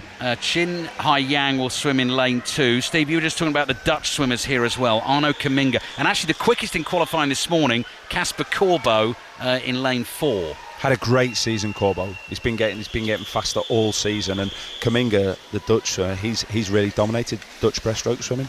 A couple of Olympic silver medals, but might not have it all his own way. Steve sounding like a golf commentator. That's what I was doing a couple of weeks ago at Troon, where we suddenly, just before the start of the race, you respectfully dropped the level of noise, and we're underway. So Chin Hai Yang, real contender for the gold medal, over the far side of the pool from us, into that breaststroke quickly and powering his way down lane 2. Chin Hai Yang, Arno Kaminga in 3, Casper Corbo, quickest qualifier in lane 4, and Ilya Shamanovic, a Belarusian athlete but competing under the neutral flag here at the Paris Olympics in lane 5. Karen, what are you making of it so far? Well, Chin Hai Yang dominating this semi-final. He had a very, very fast start, good underwater, and he turns first and still looks high and strong. The Shamanovic going well still. Yeah, the height actually, Karen, to the untrained eye is really interesting. He's so proud and tall when he comes out of the water. Chin Hai Yang into the last 25 metres. On his left shoulder, Arno Kaminga is trying to stick with him. They're coming back at him a little bit in the closing stages of this race, and Chin Hai Yang is not having it all his own way, getting very, very tight towards the end. Hai Yang does touch first, Kaminga gets second, and Corbo, fellow Dutchman, gets third. But Chin Hai Yang was bossing that for the first 3 quarters of the race, and then they came back at him, Karen. Yeah, they did. He tied up in the closing stages, and for a swimmer who's a very strong 200 breaststroker, unlike Adam Peaty, who's a 50 and 100, you'd expect Hai Yang to be able to hold on in the closing stages of that race, but that's got exciting. Honest to goodness. I mean, I don't know where they're going to be. They're going to be very close together, Chin and Adam Peaty. Probably, both in the top 3. But if you'd have told me that 58 high would be some of the fastest times through to the final tomorrow night, I wouldn't have believed you. Right, in terms of those qualifying times, Adam Peaty quickest over the 2 semi-finals, 58.86. Chin Hai Yang has been timed at 58.93. James Wilby misses out, 11th fastest in qualifying with his 59.49. Now here comes the question of someone who hasn't commentated on too much swimming in the past. Tied 8th, 2 swimmers. Dirty. What Swim happened? off. Swim off. Yeah. Swim off. Stick around to the end of the session. They get the togs on and they go again. And at the US trials, there was a swim off for the 50 freestyle where they tied and had to go again. No, really? Yep. Right, See, so they've got to go. Ali thought you were joking then. He thought you were winding him up. I thought you thought that was one of those things that he thought you were sending him for a tin of tartan paint.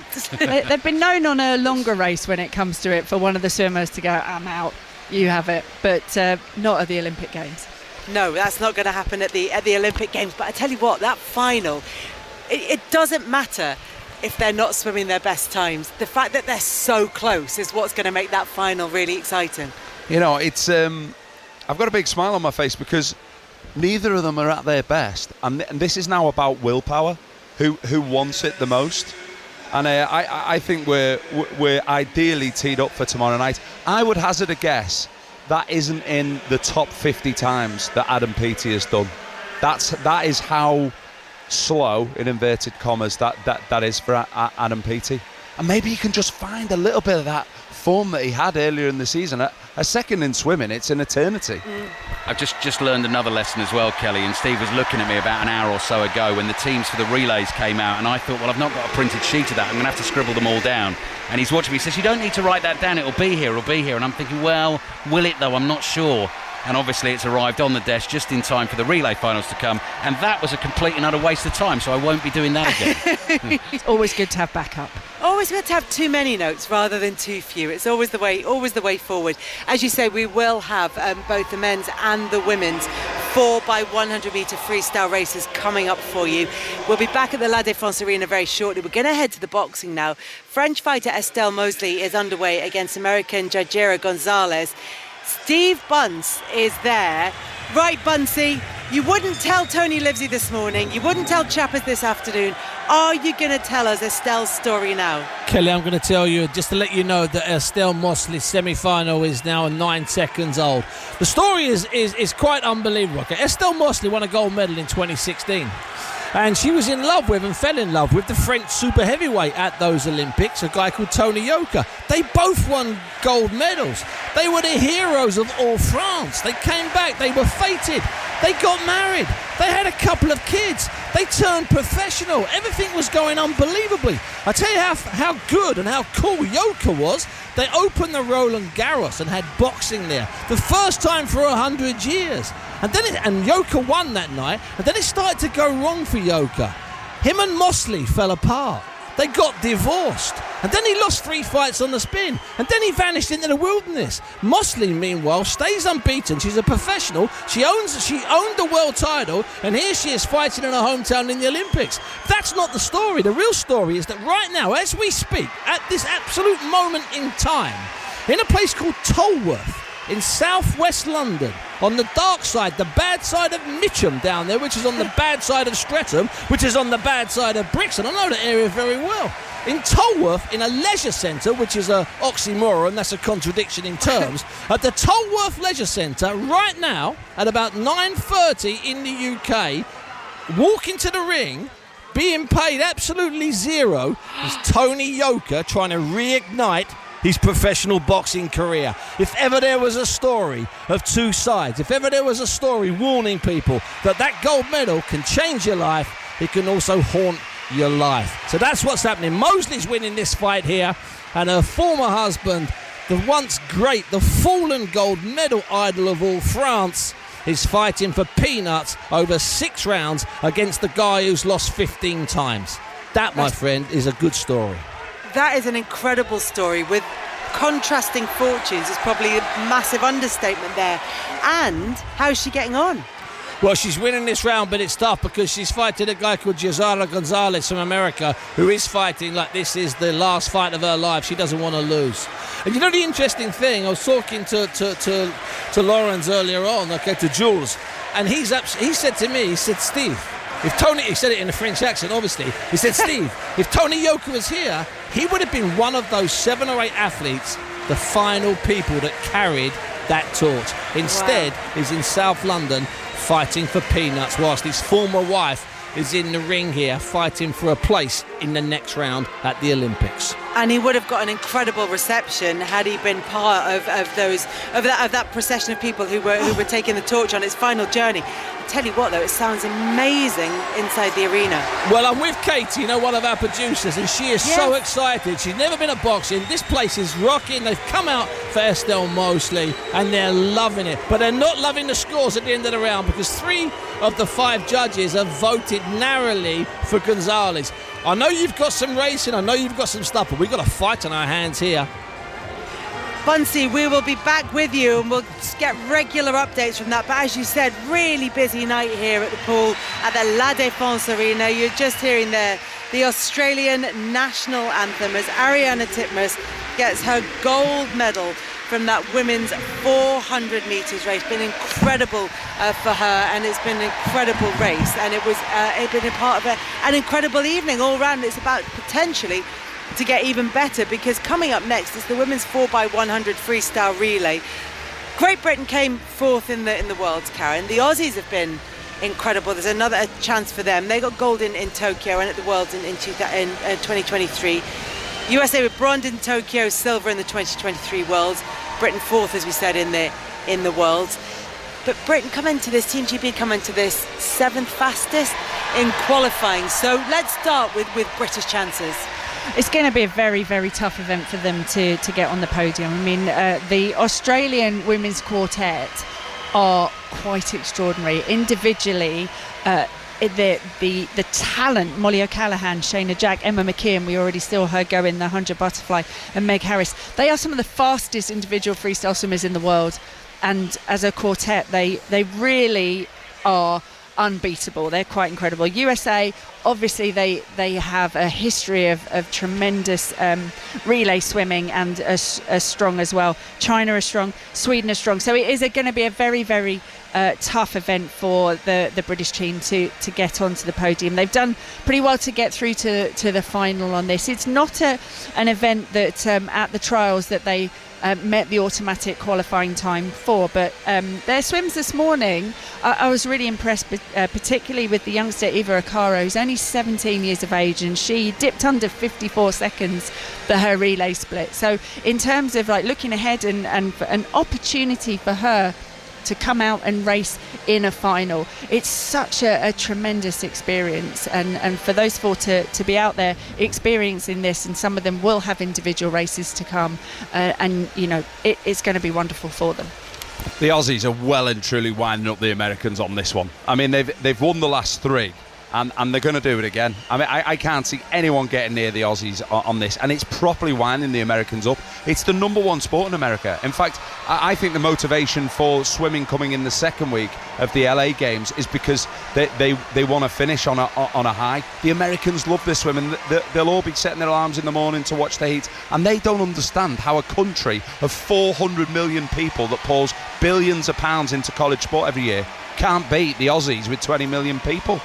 But they've dominated female freestyle swimming now for many years, and on top of that, have you seen the nail art that they've got? That they have strong nail art. Those yellow nails that they've got, they must be spending a lot of dollars on that. That's not nail art. That's just nail polish. There's no design on that. Oh. Nail art is a little more intricate. But Ariana Titmus's are just plain gold, aren't they, or yellow really? But it's not chipped. Chipped. I went to Karen because you mentioned them earlier. I thought you might have had a bit more of a close-up. They're pretty impressive. They must give her a bit extra reach on the end of her races, to be fair. And it's like having paddles on. They're very long nails. Do you know, it's naughty of me to mention this, Kelly, because she absolutely doesn't want to be defined in this way, but it would be remiss of me not to mention Eva Akaro is the first black representative female swimmer that we've had in the pool, and I think that's great for inspiring another generation of kids that might not ordinarily have got involved in swimming. So it's great to see. She doesn't want to be defined in that way. I think it's important to mention, she's the youngest person on the team as well, but she stepped up and delivered, which has been great to see. I quite fancy this. I think if they can hop on a wave and maybe get a little bit of a toe there from the Chinese next door, just maybe, Karen. Yeah, and you have to remember Freya Anderson. Obviously, she's had a very difficult lead-in. And at the trials, actually, I think she performed pretty well, but she's been very ill. She had glandular fever, which stick her on the end of a relay when she's got the possibility, she's chasing someone down. She loves that.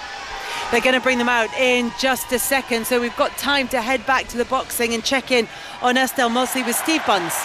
It's the third and final round here, and then there's been a bit of a disaster for Mosley in the second round. A round she so clearly won, but she got penalised a point by the Sri Lankan referee, so that means it takes a point off, which means that Jazora Gonzalez is about to pull off a massive shock. Day one, second session. All that Gonzalez has to do is stay on her feet, and Estelle Mosley, the 2016 Olympic champion, once the darling of all French boxing, I think she's going to exit this tournament in about 2 minutes and 20 seconds time, Kelly. I'm shocked. Bunsey, for now, thank you very much, but I know you're keeping an eye on that, and there could be a shock to come in the boxing. Bunsey will bring it to us if that does happen, if and when that does happen. And they're starting to bring out the relay teams here inside the La Défense Arena ahead of the women's 4x100 metre freestyle relay. And Ali, I know you like watching the entertainment and the showmanship that goes with the end exit, and this is when you get the team events, that's when it starts to happen. Yeah, so Great Britain have just been announced on poolside, and the four competitors, Anna Hopkin, Ava Acaro, Lucy Hope and Freya Anderson, all holding hands. When the name Great Britain was read out, they all lifted those hands in the air. They'll swim on the far side of the pool to us. They'll be away in lane 1. So 2 medal events to come tonight, both relays, which are fabulously entertaining events to watch in the pool, and Great Britain has medal chances in both. Biggest roar of the night for the French team. They'll swim next to Great Britain in lane 2. The other thing, Kelly, I was just thinking, and I know you loved using your German and speaking a bit of German in Germany at the Euros. Yeah. Here I'm loving the translation of the French swimming event. So butterfly, are you good enough on your French for butterfly? Papillon is... obviously it is butterfly. Yeah, exactly, papillon. And the freestyle, very literal translation, nage libre. Swimming free, yeah. So there we go. Although that sounds a bit more like wild swimming, doesn't it? Rather than, your choice of stroke, which is what freestyle is. Let's be careful where we go with this wild swimming. That's sounding like a bit naturism, potentially. Not tonight in the Olympic pool. Nothing strange about wild swimming. Oh, I thought you said swimming wild. Well, I said that's a completely I was following different... on from your bar there. The pool bar isn't open until the end of this, and we are going to get that one set up. In the meantime, to rescue us, Steve Bunce. 26 seconds left of Estelle Moschli's possibly her last Olympics. I think she won the second round, but she lost a point for that deduction. I think she's won this round, but I can't do the tabulations as I'm talking to you and watching the fight. I don't think it'll be enough. I think it's going to be absolute heartbreak. I think I've got French radio on my left, French TV on my right, and they are both screaming angrily. They know what's about to go down, as do all of the fans in this arena. It's the last seconds. That's the final bell. That's the final bell. The final bell will come soon. That's the final bell, Kelly. I knew it was coming. Don't worry about that. I think Estelle Moschli has just exited the Olympics. The scores will take about 30 or 40 seconds. I think Jazeera Gonzalez from California, I think she's pulled off a great shot. Estelle Moschli's face tells me she knows she's lost, but she's only lost because of that point deduction in round 2. So it was a savage deduction. I don't think it was necessary, but there's no appeals process in Olympic boxing. So what is announced in the ring stays for eternity. They're in the middle of the ring now. We're waiting for the scores. The two of them are together. The referee checks their hands, checks their bandages. They shake hands, and the scores will be coming. I think it's going to be a 4-1 decision in favour of Gonzalez. Bunsey? Yes? Well, we're going to have to confirm that with you in a second, because they're about to get underway in the pool. Alistair Bruce-Ball. The Australian team came out looking extremely confident, smiles on their faces. Molly O'Callaghan, Shayna Jack, Emma McKeon, Meg Harris. They have won the last 3 Olympic titles in this discipline in the women's 4x100 metres. Freestyle relay, it is underway. The Australian team is in lane 4, and all the swimmers closely bunched together in all 8 lanes as they go flying up the first 50 metres of this race. Anna Hopkin over in lane 1 for Great Britain. Karen, she's going well. Yeah, 50 specialist Anna Hopkin. She's taking this race on very, very fast. She turns first up at the top of the pool from us. The red hat, the straight arms that she swims with. She's powering down the second 50, but Molly O'Callaghan will be very, very strong over this half. Well, she will hand over Anna Hopkin for Great Britain to Eva Acaro, the 17-year-old, in a second. Molly O'Callaghan for Australia in lane 4, powering through the field here. Looks like she is just going to touch first at the takeover, and it is Shayna Jack who takes it on for Australia. Yeah, it is Shayna Jack who swam a very, very fast 50 at the Australian trial. So another swimmer will take the race out fast, but in the middle of the pool it is the gold cap of Australia leading the way. Eva Acaro swimming well, still up in the mix in lane 1 and looking good. France off the pace at the moment, but they'll be lifted by the crowd, no doubt, in the closing stages. Australia out in front, China and the USA either side of them in lanes 3 and 5, their closest challengers. The 17-year-old Eva Acaro stroking through the water beautifully here for Great Britain, trying to stay in the mix with 2 swimmers still to come. The Australians absolutely bossed this event. They're in control at the moment. Shayna Jack is going to touch first, and she will hand it over to Emma McKeon. Leaping into the water for the USA, we've just had Gretchen Walsh. Tori Husk is in for the USA, and China are still very much in this as well. Great Britain falling back, lot of work to do. Yeah, China really working hard, and it is Zhang Yufei, the fly swimmer, who is in the water for China, going up against Emma McKeon, who she raced against in the 100 butterfly earlier in this session. It is still Emma McKeon and the Australians who are leading. It's very, very close between China and the USA in second and third. Great underwater work from Tori Husk there, another fly specialist who is coming down strong on this second 50, but Australia holding them off. Heading towards the final 100 metres of this race. Australia have the lead with Emma McKeon. Lucy Hope swimming hard for Great Britain over in lane 1. Tori Husk of the USA has closed the gap. China are very much in this as well. Simone Manuel will swim the last leg for the USA. Meg Harris for Australia. And it looks like in the battle for the medals at the moment, Australia, the USA and China. Yeah, and Simone Manuel, a former Olympic champion, and she is back in great form, back on the team for USA. China going superbly well. Wu there, and Meg Harris has got some work to do to hold off the challenge of China and the USA. It is closer than they thought it would be at this point in the race, I'm sure. Into the last 50 metres we go. You can hear the screams and the shouts getting louder and louder inside the arena. China on the lane 3, very, very close here to Meg Harris, the Australian, who is leading this race and still holding the Chinese team off. Simone Manuel trying everything to get back in it, but I think Australia are going to do it again in the women's 4x100 metre freestyle relay. They do. Meg Harris touches first. Australia take gold in an Olympic record time. The USA snatch silver, and it is China who take the bronze medal. 4 Olympic titles in a row for this Australian women's 4x100 metre freestyle relay team. They were pushed, but they are very, very good. They were pushed much harder than I think they expected to be, and they swam their fastest 3 swimmers. So I would have thought when the 4th swimmer went in, she would have liked to have a bit more of a lead than that, when you've got the likes of Olympic champion Simone Manuel coming back down at you like that. But she did so well. She held her own strong in the second 50. She didn't take the first 50 too fast, and she was able to hold on for that second 50. And the Australians, what a dominance they have on freestyle swimming. Just looking at the British team as well, in a group hug after their performance this evening. They finished in 7th place as the battle for the medals played out. Great Britain came in 7th place in the end, Steve Parry, for the team of Anna Hopkin, Eva Acaro, Lucy Hope and Freya Anderson on that final leg. Yeah, they would have been hoping for more than that. You know, I think they wanted to kick on from 5th or 4th place at the previous 2 World Championships that they've been at. But, you know, let's get one thing straight. Australia, Olympic record. United States, America's record. China, Asian record.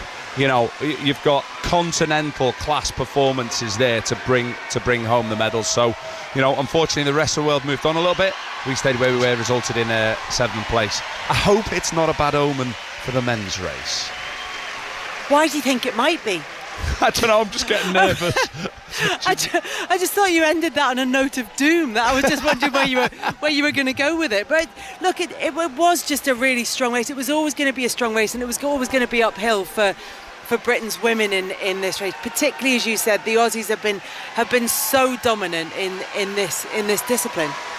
Yeah, they really have, and I don't see it changing anytime soon. You know, they're winning there from the Americans by almost 2 seconds, and there just seems to be in Australia a conveyor belt of talent that seems to come through, and they're not actually an old team. They're a developing team at worst, and you know, 2-0 tonight to Australia, right? Compared to America, they've opened up so strong, and they don't usually travel well to Europe. But you can keep that into touch. Yeah, that's right. So we've always said that about the Australians. They don't like coming over and racing in our summer over here, but I just think they're so dominant, and a lot of their programs are based around freestyle swimming and getting the 100 freestyle, 200 freestyle, and less about the strokes and the form strokes, whereas the US are very much about the form strokes, and they just can't quite get that strong depth of swimming on freestyle swimming that that Australia have. Do you think that Team GB's men can maybe put Steve's nerves, are we going to call them, to rest? Well, it's just so close. The margins are so close on these. And, one of the things that can make the difference, Kelly, is the takeovers. So, the idea is that you get your toes off that block. You can be already diving in and just anticipating the incoming swimmer getting their hand on the wall. And you've got 0.03 of a second. You can leave that early. So you should already have almost completed your dive that early. But usually it takes you nearly a second to get off the block. You can be off the block in no time at all. Now, where the Americans make up is they do this every week. They could race every week in relays, and they are exceptionally good at these takeovers. Us not so much, and in fact last year when we tried to get good at it, we got disqualified. They're just starting to bring the teams out now ahead of this men's 4x100 metre relay race. Let's get to the boxing. Steve Bunn's confirmation that Estelle Mosley is out. Yes, she is. 4 of the 5 judges voted for Gonzalez, the American. The 5th judge had it a draw, and as I say, that's because of that point deduction. I don't know if I mentioned this already, Kelly, but this weight, 60 kilograms for women, is the best weight of the 13 weights here at this Olympics, and we saw that there because the fights that are going on between the women that are left in, including the Olympic champion from last time and the current unbeaten fearsome Brazilian who's a world champion as a professional, and a couple of others. It's a great division. It's a superb division. It wasn't to be for Estelle tonight. She looked absolutely heartbroken at the end. Bunsey, thank you very much for that. Meanwhile, here at the La Défense Arena, we've got the swimming well and truly underway. It's been a really good night for Australia so far, but we're heading in to the men's 4x100 metres freestyle relay. Team GB are out. They have big hopes in this one. Karen Pickering is here, Steve Parry is here, and Alistair Bruce-Ball is going to take you through it. Well, Great Britain have never won an Olympic medal in this discipline, but I know that they feel that this is the strongest team that they have ever been able to put out. Steve Parry, one change in the team for the final tonight from the qualifying swim. They were 3rd fastest in qualifying. Alex Calhoun swam pretty well in that. Like Matt Richards replaces him in the team tonight. Well, Matt Richards was always going to come in. The question was Tom Dean going to stay in? Because Tom Dean was actually slower than Cahoon. And, some may say that was a little bit tough on Cahoon. He's done the job in the heats. He should get the job in the final. But you can't bet against the veterans of the likes of Tom Dean and Duncan Scott. Tom Dean, he's being trusted to do it. He has to deliver now. Yeah, I think Tom would have gone into that heat knowing that he had a place in the final and that it was safe. I think you had to give him a place in the final. Just to mention, Pan Zhanlei is leading off for China, the world record holder on the 100 freestyle, so we'll keep an eye on that record now, too. He swam the last leg for China in qualifying this morning, swimming the first leg tonight. Yeah, and he rattled the world record in the individual and relay Asian Games before breaking it earlier this year, so it's always good to keep an eye on 46.80 on the lead-off leg. Just about ready to go. Last race of the night. Night 1, first night of medals in the pool at Paris 2024, and Great Britain are very much in the mix. Won themselves 8 medals as a team in the pool 4 years ago. They are looking to go better than that. Matt Richards into the water for Great Britain. Men's 4x100 metre freestyle relay. Great Britain with the red swimming caps on are in lane 3. USA dominate this event. They're in lane 6, and their swimmers came out with a loud roar, all of them, and clenched fists A little bit of braggadocio from them ahead of the start of this race. China quickest, though, Karen, over the first 50 metres. Yeah, that's Pan Zhanlei, like I said, the world record holder who's leading off. Jack Alexi for the USA also going well. Matt Richards still in the mix. He's on the shoulder of Pan Zhanlei. Matt Richards in lane 3, yes, that's the Chinese swimmer Pan Zhanlei. Super speed, he's cutting through the water here. He will touch first for the takeover. Second Chinese swimmer into the water. And for Great Britain now, it is Jacob Whittle. And Great Britain seem to have lost a little bit of ground early on the second leg of this swim. The Chinese team out in front at the moment. I'm keeping an eye on the USA as well, Karen, in lane 6. That is Chris Giuliano going for them.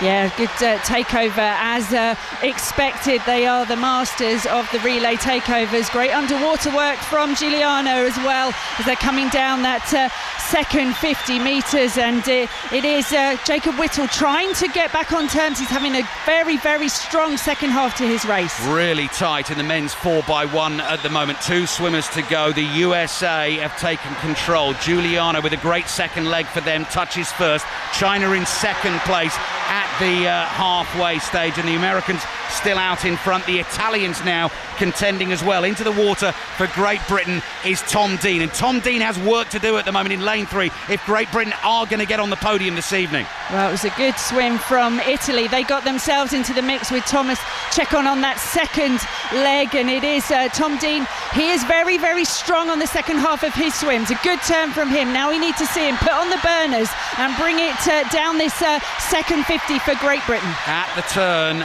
the Americans in front. Hunter Armstrong taking control. USA, Italy, China in the medal positions at the moment. But as Karen was saying, Tom Dean going strongly for Great Britain, getting them back into it. Last leg to come, and Duncan Scott is into the water for Great Britain. Caleb Dressel away and flying for the USA in lane 6. They've got this in the bag, surely. Yeah, though Caleb Dressel looking a bit scrappy as he swims down this first 50, but he is well clear of the rest of the field. Kyle Chalmers breathing towards him as he powers down the 50 for Australia, but it is very, very close for the bronze medal. Australia have got themselves into the mix for the silver medal. Kyle Chalmers is chasing Caleb Dressel. What about Duncan Scott for Great Britain, trying to get into the battle for bronze at the moment? That looks like it's going to belong to the Italians. They might have a shout for silver as well. Duncan Scott giving it everything here in lane 3, looking for that bronze medal. I don't think he's going to get there.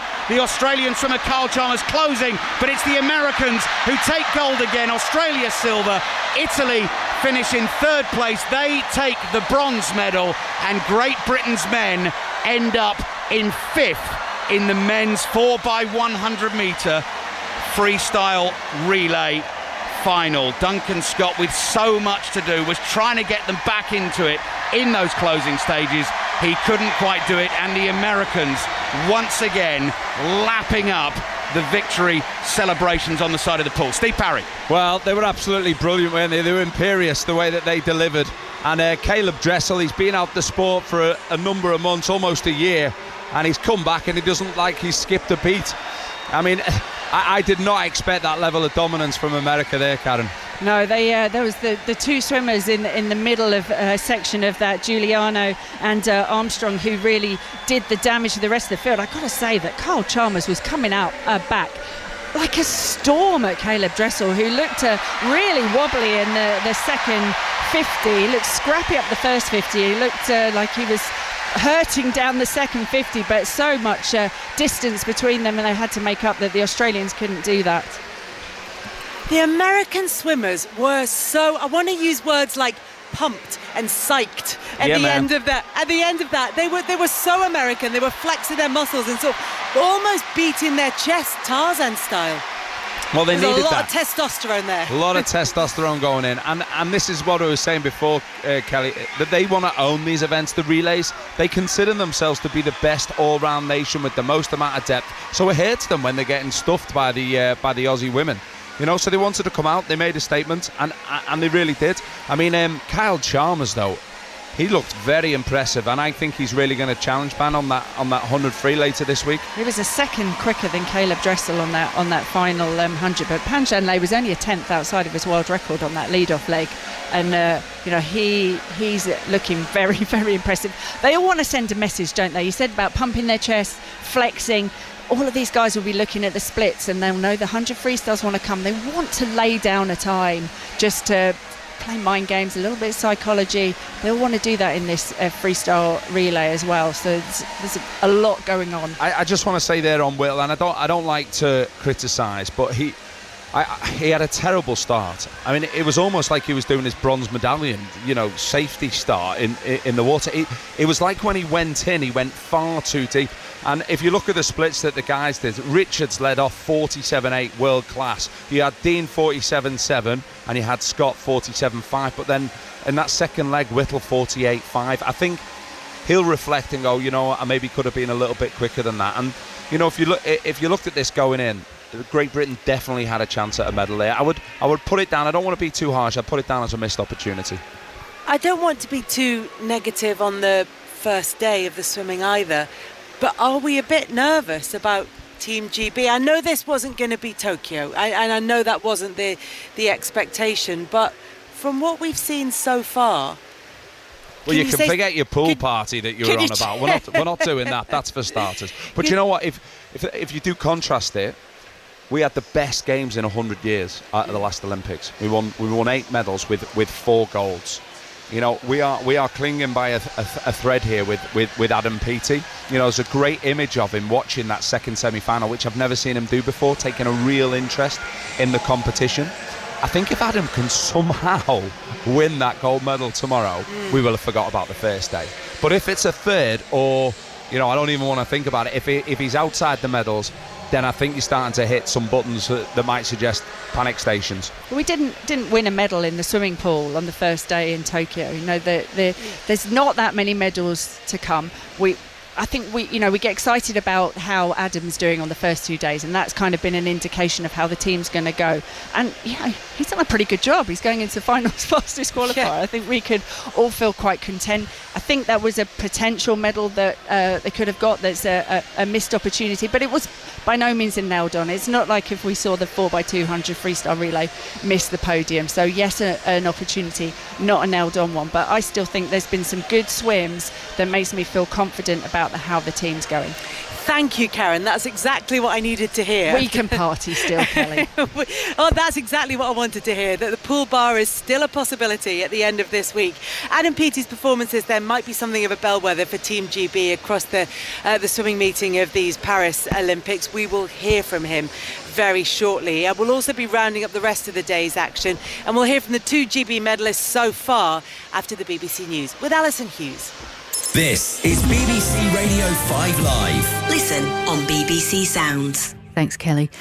Reports from Israel say 11 teenagers and young adults have been killed and 19 injured in a rocket strike which hit a football pitch in the Israeli-occupied Golan Heights. The Lebanese Hezbollah movement has denied responsibility. Earlier, the Hamas-run health ministry in Gaza said at least 30 people had died in an Israeli strike on a school where displaced Palestinians were sheltering. Israel said it targeted a Hamas command and control centre in the building. The former Home Secretary, Priti Patel, has announced she's running to be the next leader of the Conservative Party. She joins James Cleverly, Tom Tugendhat, Robert Jenrick and the former Work and Pension Secretary Mel Stride, who've all said they will stand. And tens of thousands of Canadians have had to leave their homes in the town and national park of Jasper in Alberta. The wildfire affecting the area is still burning out of control. Whatever you're in the mood for this summer, find it on BBC iPlayer. Aha! I'm in! Dive into explosive US box sets like Suits. The bar tried to get me to take over as managing partner. They can't do that. They can and they have. Buckle up for original comedy with Black Ops. This sounds dangerous. It is. We'll do it. Hey, we stop just saying we'll do it. Or binge on gripping drama like Kin. We're going to have to increase revenue and that will mean expanding out of Dublin. If we don't find a new supplier, we're finished. Watch on BBC iPlayer. The Olympic Games, Paris 2024. With Kelly Keats. On BBC Radio 5 Live. Hello, welcome back to Paris. Day one of the Olympics is drawing to a close, but Great Britain are on the medal table. It's going to be a bronze for Great Britain on day one of the Olympic Games in Paris, and it's going to be Britain's first ever female synchro diving medal. It's going to be so close. Henderson guaranteed a bronze, but will it be silver? Here comes Dygert. It's third. Henderson wins silver. What an achievement for Britain. And there's a first gold medal for the host nation. To push over try! DuPont scores! This is absolute madness at the Stade de France. They finished on a try. France win gold. Their first gold medal of the Games. Adam Peaty has reached the final of the men's 100 metres butterfly. Team GB's Laura Collett set a new Olympic record in the equestrian dressage, and Canada's women's football team have been given a 6-point deduction after a drone was flown over New Zealand's training session on Monday. The Olympic Games, Paris 2024. With Kelly Keats. On BBC Radio 5 Live. In the last hour, Adam Peaty continued the defence of his 100 metres breaststroke gold by winning his semi-final. We can hear from Adam. This is him speaking shortly after his race. You were looking very confident in there. Knocked another half a second off, going in exactly the right direction. Yeah, I mean, it's all about building again, building better. Don't overcomplicate it. It may be an Olympic final tomorrow, but it's going to be an absolute privilege to be out there from what we've both been through. And this sport is so testing. But you can't beat that really.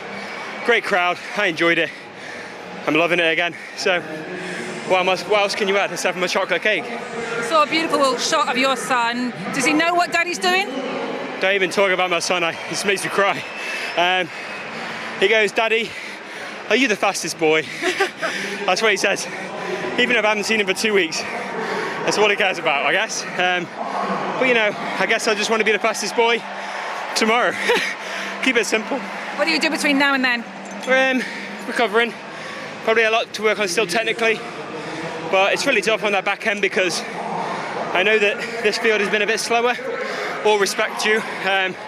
It's just where the Olympics work. You know that.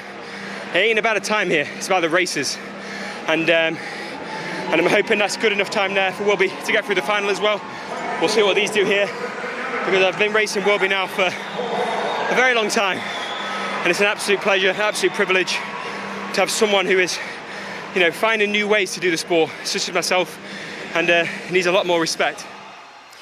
That was Adam Peaty talking. Karen Pickering and Steve Parry are here as well. He was really emotional. You spotted it right from the off, Karen, and was not that comfortable talking about his son because he said that might be the thing that tipped him over the edge. But I think probably in terms of his words, the most significant thing he said was, "I'm loving it again." You can see that when he finishes the races. And that's what you needed, isn't it? He's getting out of the water thinking, I didn't enjoy that, I didn't like that, but I've got to go again tomorrow. It's another story. And you can't hide that either. You can come out with some lines in an interview, but you can't really hide that feeling. And, talking about his son, and it is beautiful when you have a child there watching, and he'll know that it doesn't matter what happens tomorrow. He's still daddy to a beautiful boy, and that's all that matters.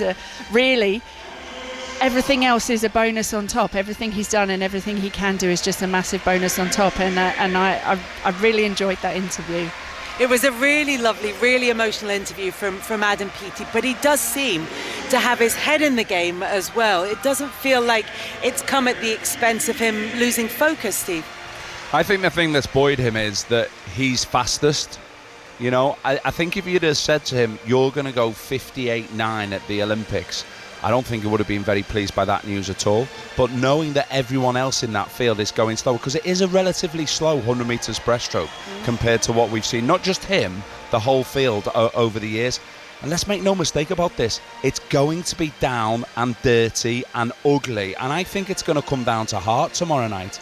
Which one of these guys really wants it the most? Because they're in pain in these races, and it's going to be who can go through that. And what a fitting end it would be for Adam if he could get through that. I think probably 58.4 might win that race, which will not feature in Adam's top 30 times in his career, but it might just be good enough to win.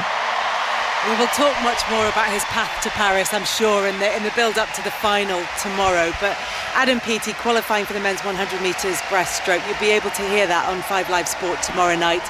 And you can also hear a lot more from Adam Peaty. There's an in-depth conversation with Gordon Ramsay, who is also his partner's father, after 9:30 here on 5 Live. So it's 7 minutes past 10 in the evening in Paris, 7 minutes past 9 at home. Day one of the Paris 2024 Olympic Games is drawing to a close. So let's take ourselves through some of the highlights, starting with the diving. Karen, you were there as Great Britain got that first medal of the Olympics.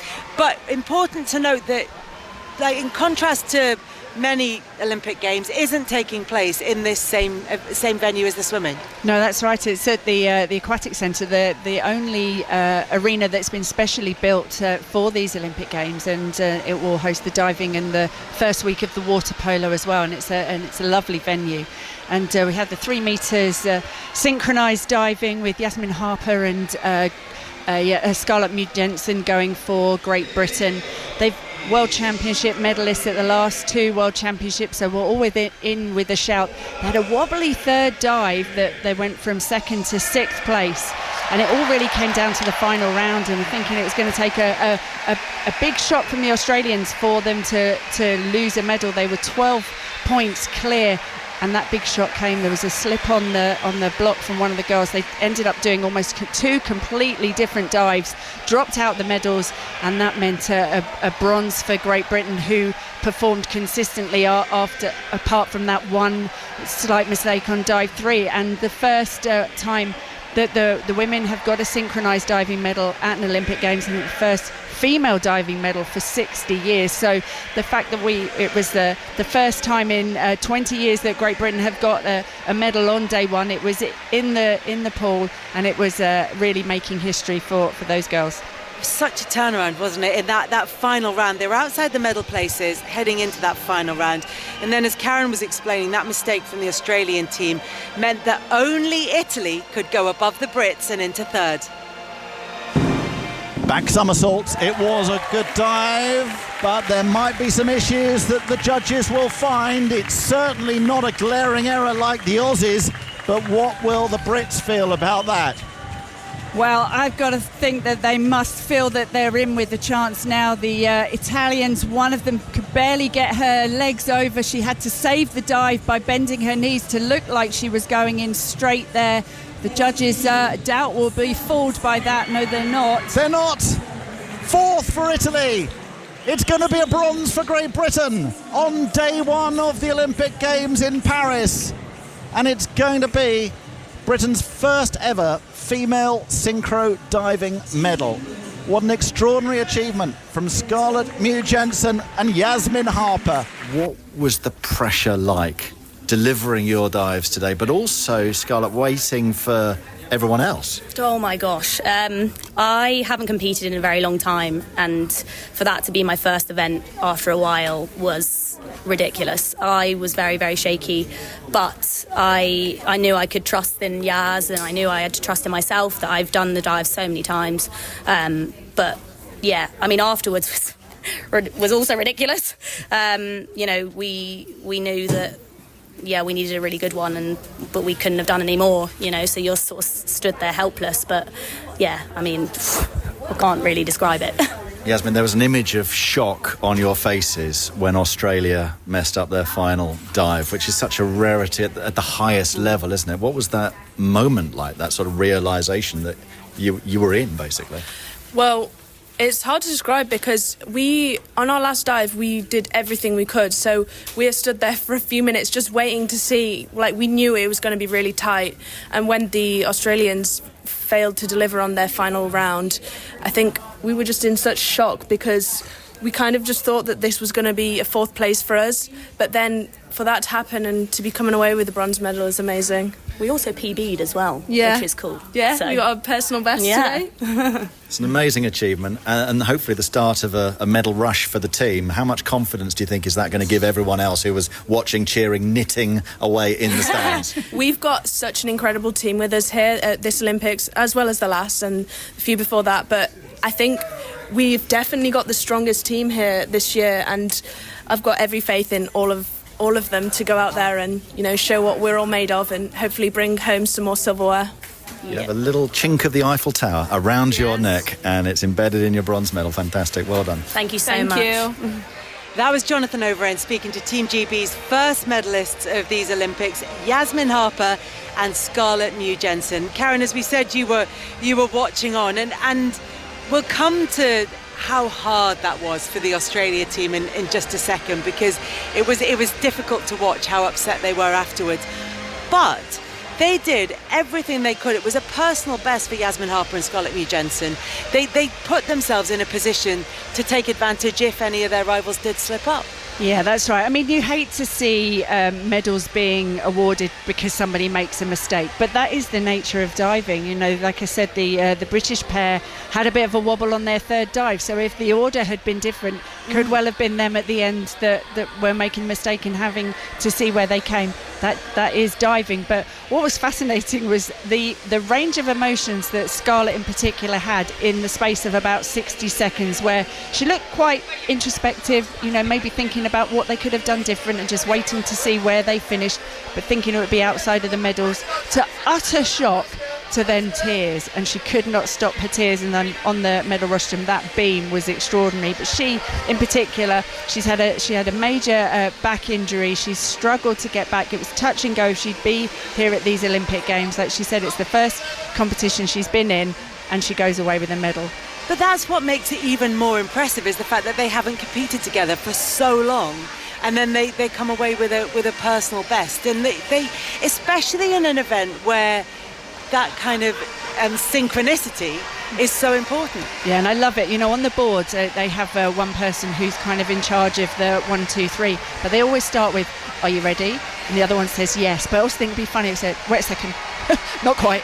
I tell you what, we're back to the Taylor Yes. Swift lyrics again in here, aren't we? The silver medal position, Kelly, it was Cook and Bacon from the USA. Which So is I'm the most thinking, brilliantly named double act. What other fantastic partnership names are there, or great names that go with the sport as well? We used to have a swimmer who competed for the USA called Shelley Ripple, so there's always some good names. So we did love Cook and Bacon. Cook and Bacon is fantastic. But look, these two weren't really talked about in terms of Team GB's medal hopes in diving. That's still to come. And Jonathan mentioned it there with the knitting in the crowd, obviously in reference to Tom Daley. So they've started by exceeding expectations. Yeah, they have. I mean, I think they definitely were a medal hope. Like I said, they won medals at the last two World Championships on the synchro. But obviously that was just tempered with the fact that Scarlett has had this serious back injury. So, you know, for them to start off and get the ball rolling, I think is fantastic for the British team. And obviously Tom Daley will be going on the 10-metre synchro, diving on Monday. And he was in the crowd knitting a lovely red, white and blue jumper with Daley across it. And I was impressed he got his knitting needles through security, though. Well, do you know what? If you're Tom Daley, I would imagine you just sort of point to your face as you go through security and say, "I'll be bringing these with me." You think that, but Rebecca Adlington got her cutlery taken away on the way in today. She was struggling to find a way. Why did Rebecca Adlington bring cutlery for with her? her tea, Kelly, for a Right, tea. okay. She had to find something else to eat a tea with. There was also success for Anna Henderson in the women's road cycling time trial. She brought home Great Britain's second medal of the day with silver. Afterwards, she spoke to Jill Douglas. Anna, huge congratulations. What a fantastic performance. Olympic silver medalist. How does that sound? I can't believe you're actually saying it. I really had a small feeling that maybe I could push for the podium and to be second behind somebody like Grace Brown. I can't believe it. I burst into tears when I found out. So all the effort this year has been worth it. Broke my collarbone twice this year, and it's been a bit of a rough year. And to not end the season like this, but achieve a goal like this is unbelievable. And to take that silver medal by a second, sitting on waiting to see if it was going to be bronze or silver.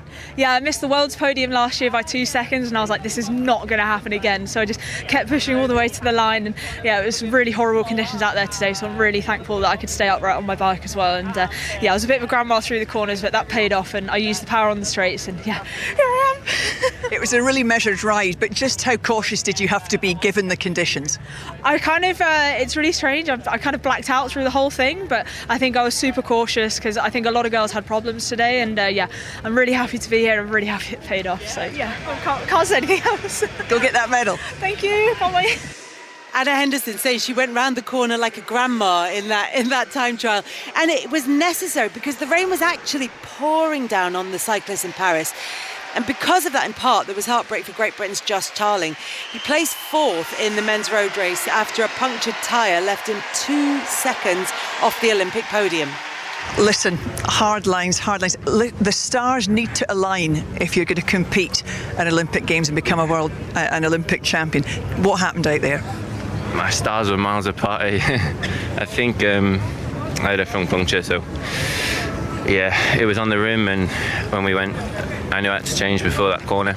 Yeah, and I had no choice really. Just had to change and then try my best. But what, the way that you rode after the change, so composed, you're only a couple of years into your professional career. What was going through your mind at that stage? Because you really rode a superb end of the race. A lot of swearing. Yeah, there's not a lot I can do. It's a bit of luck, so yeah, we move on to the road race. Exactly right, and you rode like a champion, and we all see the potential that's there. I know it won't feel like it now, but you've got a lot of big races to come in your career. Yeah, thank you. Yeah, I'm going to keep trying my best, and we'll see. That was Great Britain's Josh Tarling, and barely able to, in fact not able to hide his disappointment, and completely understandably.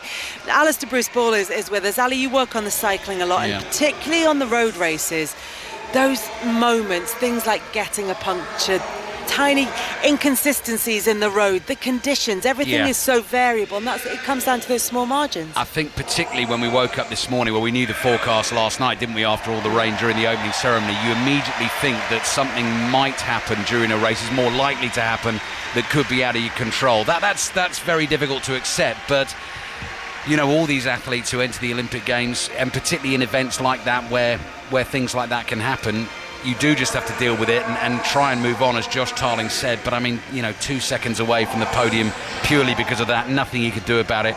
It's heartbreaking, but fantastic for Anna to get the silver medal. I mean, I really enjoyed her description of coping with the difficult conditions, riding like a grandma around the corners. But that's it, isn't it? It's about adapting. It's a bit like what Adam Peaty was saying. We've been talking about times tonight. You don't always need your very, very best. You've got to adapt to the conditions and produce the performance that either gets you that gold, that silver or bronze. But in Josh's instance, nothing he could really do about it, and that's the rough with the smooth, and it's a very tough break. And it also goes back to what we're talking to Karen about with the diving, which is those tiny moments that can just bring to an end 4 years of build-up to an Olympic Games, and that's where these games can be so cruel. But there are the most amazing moments as well. And in the 3-day eventing, Laura Collett broke the eventing dressage Olympic record with a score of 17.5 on her horse London 52. They're aiming for the lowest penalty score, so that beats the previous record held by David O'Connor from Sydney in 2000 of 19.3. Sonia McLaughlin spoke to her after her performance. I'm going to say one word, Laura. Wow. Are you aware that's an Olympic record? Winnie just told me that, so yeah, that's pretty cool. Winnie is your media officer, so Yes. let that sink in for a second. That was done by David O'Connor in Sydney 2000, and you've beaten it. What does that mean to you right now? Oh, look, that horse, he's 1 in a million. I've said it all along that, he loves the crowd, and I was just hoping that I hadn't made a mistake saying that when I saw how big the crowd was here. But look, he's an absolute show-off, and he loved being in front of a palace with a lot of people cheering him on. So, look, I'm just so lucky to sit on a horse like that. Because I looked up at the scoreboard and I saw 17.50, and I was like, that can't be right. Have they got that wrong? Just explain the emotions, because you punched the air, you were giving that horse a gorgeous pat. That is something you must have worked so hard for. Yeah, there's a lot of people involved in getting a score like that. I'm just the lucky one that gets to sit there and enjoy the moment. But, from everyone back home, it's a huge team effort just to get here, let alone go and do a performance like that. So there's too many people to thank individually. But, the National Lottery have got us here, given us the opportunity to come and show us at our best, and for that we're so grateful. And imagine somewhere Tom McEwen was sitting going, darn you, Laura Collette, I've been leading since I was the 9th horse into the ring and I've waited and now you've done that.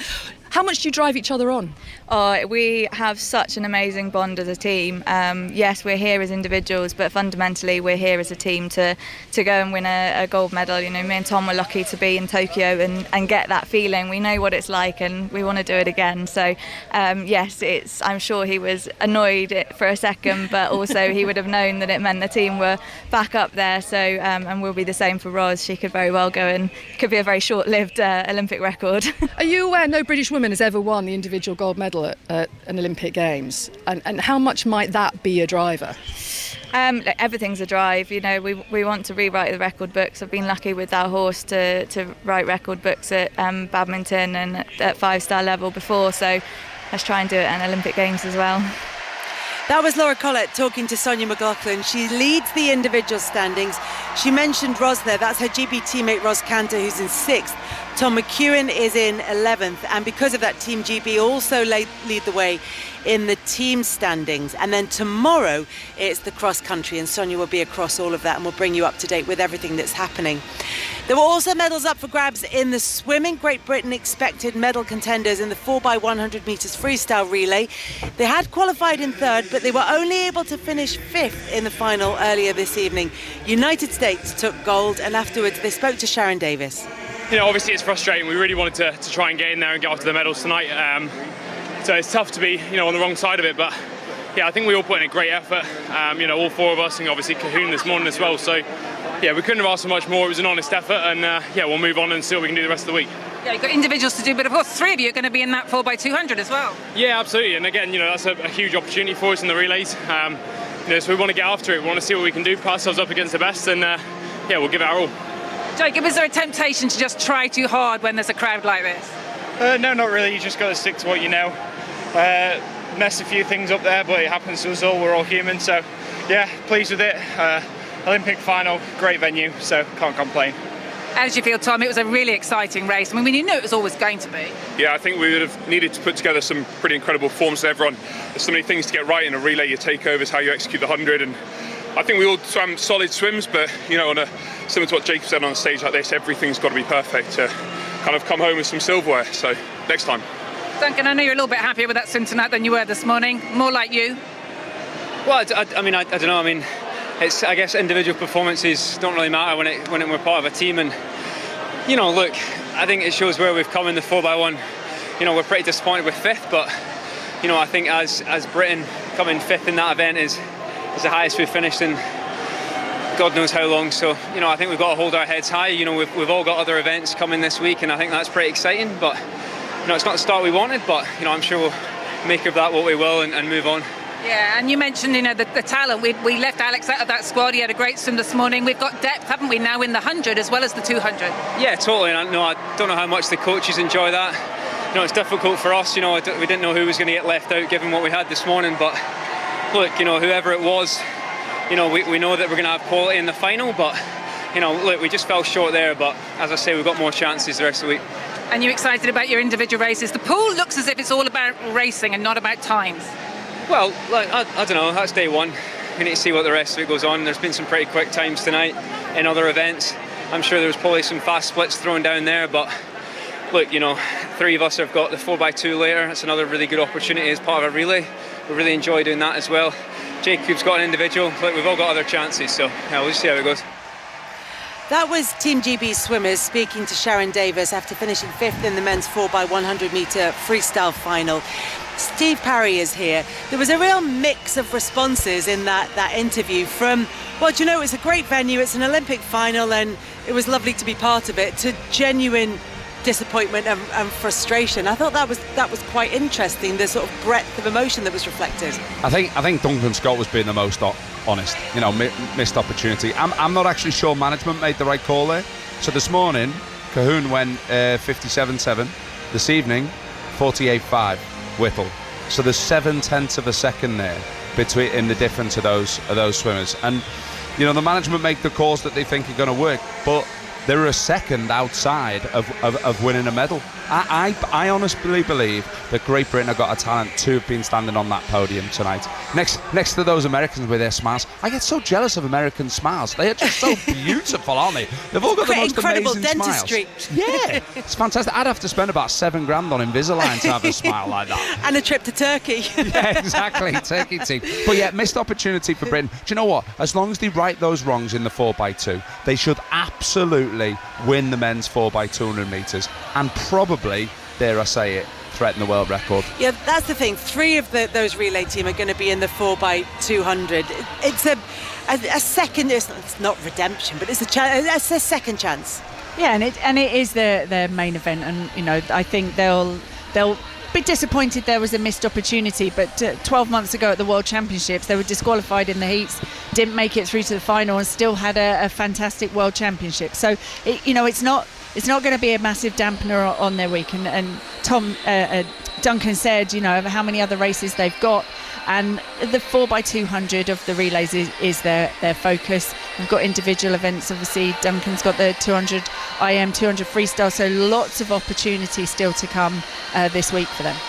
We're going to end this evening with the final story concerning the host nation. Earlier, France won their first gold of the Games, inspired by Antoine Dupont. They beat Fiji in the final of the Rugby Sevens in front of a jubilant Stade de France. And Dupont spoke to Andy Stevenson after getting his gold. Antoine, after the heartbreak in this stadium a year ago at the Rugby World Cup, how special is tonight and where does it rank in your incredible career? It's always hard, you know, to make a list of the trophy you are able to win.